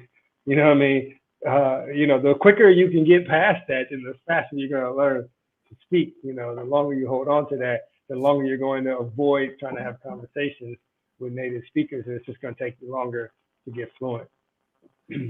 Okay, cool, man. Well, yeah, man. I don't want to take up too much time, man. Man, do you think we're gonna have to do like a follow-up, man, maybe in the near future, man, because there's a lot of brothers, man, that love Brazil, that's interested. It's probably it's still one of the least traveled out the big 3 Latin American countries. So we definitely got to do a follow-up, man, and just to get Brazil, man. Nah, definitely. But just the trick to coming to Brazil is that you need to learn some Portuguese, hands down. If you don't learn the Portuguese, then you're going to be locked in the tourist areas, right? And that's it, you know. So you need to learn some Portuguese, and you need to get out of the tourist areas, right? So that you actually learn Brazil. I mean, you don't be like some of those cats I said. They're like they've been going back and forth to Brazil for decades, and all they know is Copacabana. They never ventured outside of Copacabana. It's like, don't be one of those cats, you know. But it's hard to not venture to venture out, I should say, if you don't know any Portuguese. You know what I mean? So start brushing up on your Portuguese. Practice, speak, practice. Find somebody that you can talk with, that you can practice with. However you got to do it. You know what I mean? And you'll get good. You know what I mean? Bringing back the part. So yeah, I mean, because I got a wealth of knowledge that I like. Cause I've been here since 2000. I moved down here in 2009, right? Like my first time coming here was in 2007, and you know, I mean, I have learned a lot of stuff about cultural differences. You know what I mean? Stuff that works here that wouldn't work in the States, and vice versa. I mean, you know, it's a lot. You know what I mean? But if somebody wanted to come down here, man, and they needed help on how to do it, I mean, without a doubt, you know what I mean? I could save you some heartaches that I had to go through firsthand. You know what I mean? Without a doubt, you know, you have a jump start. You know, you recommend Brazil for brothers in their 40s for marriage? Definitely. I didn't think about it. I'm 52. I'll be 52 now. I've been with my girl since 2015. 2015, I was like in my late 40s, right? Like I was 45 actually. So yeah, I mean, because again, in Brazil, the age thing is not that big of a deal for women. You know, it's not a deal breaker for women. Falar português sem problemas. Perfect. Then you can come down. And so yeah, it's not a big deal. You know what I mean? So it doesn't really matter how old you are in Brazil. You're going to be able to connect with somebody that you'll be attracted to, right? And but I mean, like to me, you know, obviously the younger the better, but the younger you're probably coming down for a different reason. And if you're older, you might really be looking to have a serious relationship, and you just want to do it with the finest woman that you can possibly find to have a relationship. The good thing is that, you know, when you come down here, it's going to be really hard for you to say you couldn't find wifey material, you know what I mean? Because visually is not going to be what you're going to be looking at, because visually they're going to be all over the place. Visually, this is going to drive you one of those moments where you're going to be looking for the brain. You know, you'll be looking for the personality, because the looks is going to be all over the place. You know what I mean? And try to put yourself in a situation. Like I was really happy when I look back when I met my wife on the beach. I was really happy about it because I realized that I met her in a situation where she wasn't after like my money. It wasn't like a gold digger situation, because when you're on the beach, there's really no way for anybody to know anything about your finances. Right? You're like, it's like, you know, you got nothing that says finances. You know, you're not near a car, or you don't know anything about your house, or I mean, and if you're in Brazil, I mean, you're wearing the Speedo, right? So you don't even have anything clothes wise to say you got expensive clothes or anything. So, you know, it's a kind of a really cool environment to meet somebody who actually really does like you for you and not like for what you have. Because in the case of my girl, like she didn't even know I wasn't Brazilian, right? She didn't even know I was American, because, you know, her sister called me over from seeing me and recognized I was like her sister's type, you know what I mean? So yeah, so I mean, so that's the good thing about, you know, hanging out on the beach is that, you know, you got that, you know what I mean, going for you to be in an environment where you can meet somebody, you know, who's not really after your money. Because, you know, and if you're in the tourist areas, that's going to be going on a lot, you know what I mean? You know, and I mean, I got 1,000,001 stories, man. I could tell you where that kind of stuff, you know, battles between a working girl and a non-working girl, you know what I mean? Like there's all kinds of situations that happen, you know what I'm saying? But yeah, man, no, like I said, I love Brazil. Like I wouldn't go back, man. I think, you know, that's why I finally decided to start a business. For the longest time, I never really wanted to open a business in Brazil, because I didn't really want to let out the economy. But then when I saw the sway in the exchange rate, I realized that, you know what, I need to be protected from this. I need to be in a situation where, you know, if the exchange rate tanked, I don't want to have to change my lifestyle, right? Because it was fairly stable. So now I'm in a position where I'm making money within the country. So now that means that if this is weak, that means this is strong, right? So the money in the country becomes stronger when the dollar becomes weaker, and vice versa. So I'm sort of protected I'm shielded because if one is going bad, that means the other one's doing good. You know what I mean? And so that's a kind of a good position to be in. And so that's why I decided to go Mm. ahead and move forward, open the business, despite the fact that, like I said, it's really hard. It's really easy to dominate in the market because you're going to be coming at it with a whole different mindset, in terms of how to run a business versus what the Brazilians are doing. They're just doing what it takes to get by. You're going to come in with solid customer service and stuff that we're accustomed to in the States. And Brazil is going to be like, oh, wow, they're going to gravitate to you because you're going to be the only one doing it. So it's going to be easy to steal the competition. Wow, man. Wow, man. Yeah. You put us up on so much, man, so much gain, so much insight, man. Like, you know what I mean? Like I could rock out all night. Yeah, no, did you say an hour, man? Whatever. I know, man. All right. And Ipanema and Leblon considered tourist areas. Both of them are considered tourist areas. Ipanema more so. You got the song, right? Garota de Ipanema, the girl from Ipanema. So, but yeah, both of those are like the Beverly Hills in Brazil, right? So this is where if you go, you're gonna find the gold diggers, you're gonna find the working girls in these areas because this is where the people have the money. So it's a good place to go for a tourist. You want to check it off your list and be like, yeah, I went there, I know what it's like, I saw it, I can relate in the conversation when people talk about it. But in all honesty, it's not somewhere that I personally would want to live. You know what I mean? It's a place I visit, but I wouldn't want to live there. But everybody has to find out what they like, what their flavor is in terms of the environment, the lifestyle for them. Facts, facts, facts. I think next time we might have to do a Friday night. I'm gonna have to get me a bottle of my favorite champagne, man, and some food. You're over there you need to make some caipirinhas, man. I know. We're gonna talk in Brazil, get some cachaça over there. But yeah, but to the audience, man, I appreciate y'all for rocking out. I mean, definitely gonna do bigger and better things. I've been posting a lot on my Brazilian travels because I've been to 14 cities in Brazil. You know what I mean? And just like Brother Kevin said, you got to figure out what cities you like. You know what I mean? I like personally Aracaju. That's my favorite city. Okay. And then Salvador, I do like Salvador as well. But you gotta figure it out. But the channel is gonna show you content, I'm gonna give you all type of information on all the cities I've been to. You know what I mean? So you could kind of, fill it out. You know what I mean? And Brother Kevin, he has the language school in Cabo Frio. He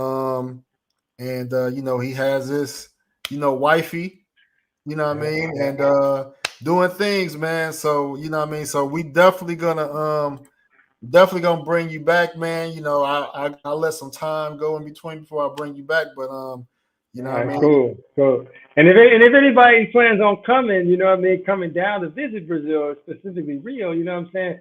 Reach out, you know what I mean, and so we can connect up, that we can meet up. We can make the journey down to Cabo Frio. Cabo Frio is, it's called. Cabo Frio is where the Brazilian tourists go. So like the American tourists or even the foreign tourists, any people from outside of Brazil focus on Copacabana, Ipanema, and those tourist areas. But the Brazilians, where they go to vacation is where I'm at, right? So they don't tend to do the Copacabana tourist area like the foreigner tourist area. They come out here because where I'm at is they call the lake region. And so it's Região dos Lagos. And so here, the lake region, so there's like a ton of, lakes and beaches and just all over the place. Even I haven't found them all out in all the years that I've been here. There's always one you can find as new, you know what I mean? And so the other area that's close to us is Búzios. So if you were like going to Google what it would look like, you can Google Arraial do Cabo. It'd be Ariel, more pronounced Englishly, Ariel do Cabo. And you can see what those beaches look like. You can look at Búzios, because Búzios is close here. This is all part of the same lake region area. And Rio de Rio das Ostras, but in English we say Rio das Ostras. And so that's another place that's nearby too, and the lake region. So all these places are things you guys can throw up on Google and take a look. And like I said, if anybody say, you know what, I'm gonna go to Brazil, you know what I mean? Then, come down, visit me. I'll take you to the school. I'll show you some of the beaches out here, put you in the places you want to be to have some, good memories and meet some people. Okay, cool. I'm gonna come down with wifey, man. We're gonna come crash. We're gonna come crash. All right. Come on down, man. Come on down. Look at the house. I'll show you I got the security cameras here so I can see everything that's going on. You see this? Oh, okay. So I got, this is how big like I said, this how big my house now. I got a swimming pool. I got a patio leisure area, and everything is all voice controlled. I set everything up on Google so I can just tell it to turn on the lights and turn on the fans. And so my house, I made it a smart house. This is why I said, I couldn't just buy a house already ready made, because it ain't gonna have the amenities that we used to in the States, like, closets that you open the door and like walk-in closets and, things like that. Like they tend to in the bathrooms, they do tile everywhere. They do tile in the kitchen. They don't tend to have like built-in cabinets in the kitchen cabinets. Like for us, the kitchen cabinets are built in. When you leave, they stay there. In Brazil, they tend to buy them and they screw them on the wall. And when they leave, they take the cabinets with them. So usually when you rent and move into a place, there's no cabinets in the kitchen. You have to buy them and bring your cabinets, right? So things like that are different. Whereas, in my case, I had custom made cabinets. They're in the wall. They go up to the top of the wall, and they baseboard, for instance, like they don't do baseboard. What they tend to do is they'll take whatever tile they use on the floor, they'll cut it and make baseboard out of it.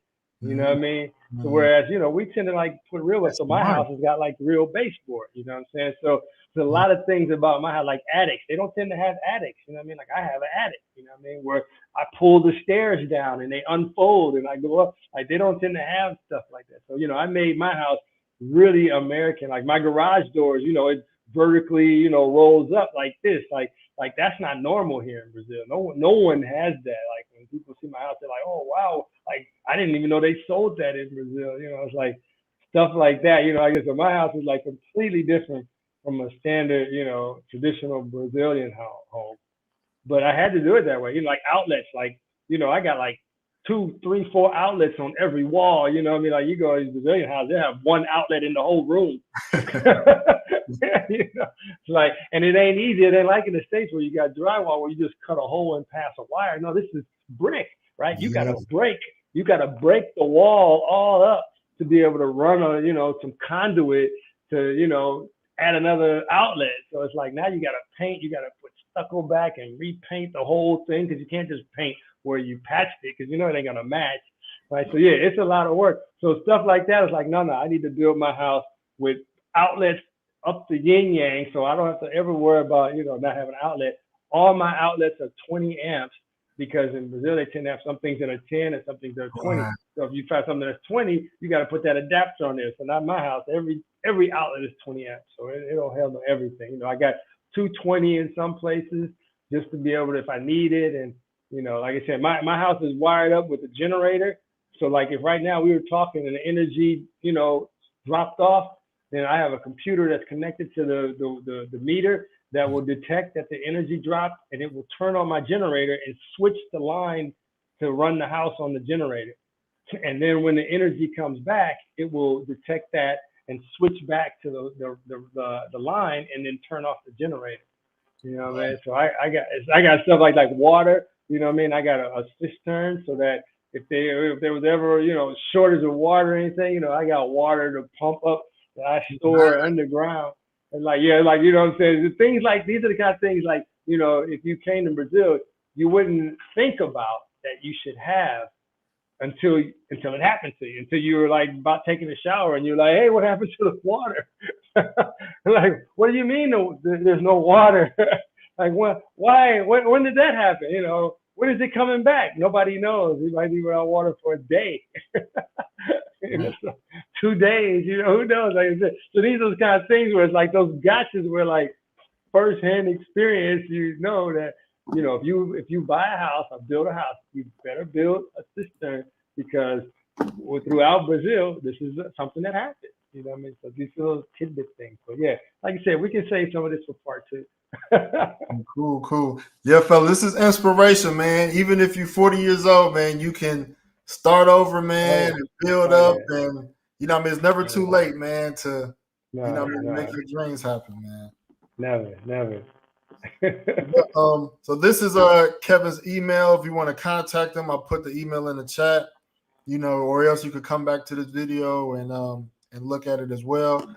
And you know, if you in Rio area, you can reach out to him. But yeah, man, but appreciate your time, man. You have a good night, man, and I'll connect with you soon, bro. Sounds good to me too. All right, peace out, H5.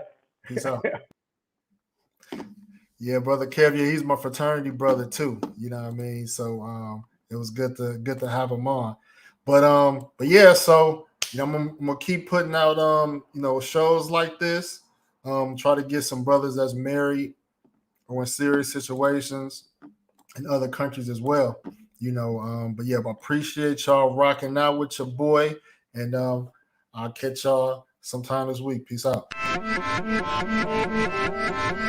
Yeah.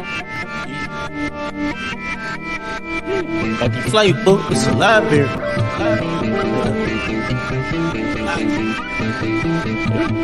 I'm in the deal. Just took a flight to Bora and foreign cars like foreigners. Berry on her. Up in France, bitch, bonjour.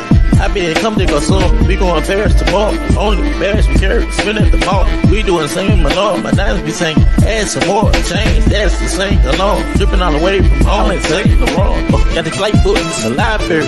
We ain't flying solo. Tune in to the show. It's the Passport Bros. No excuses entertainment. Jay Slay on the show. Turn it up some more. It's the Passport Bros.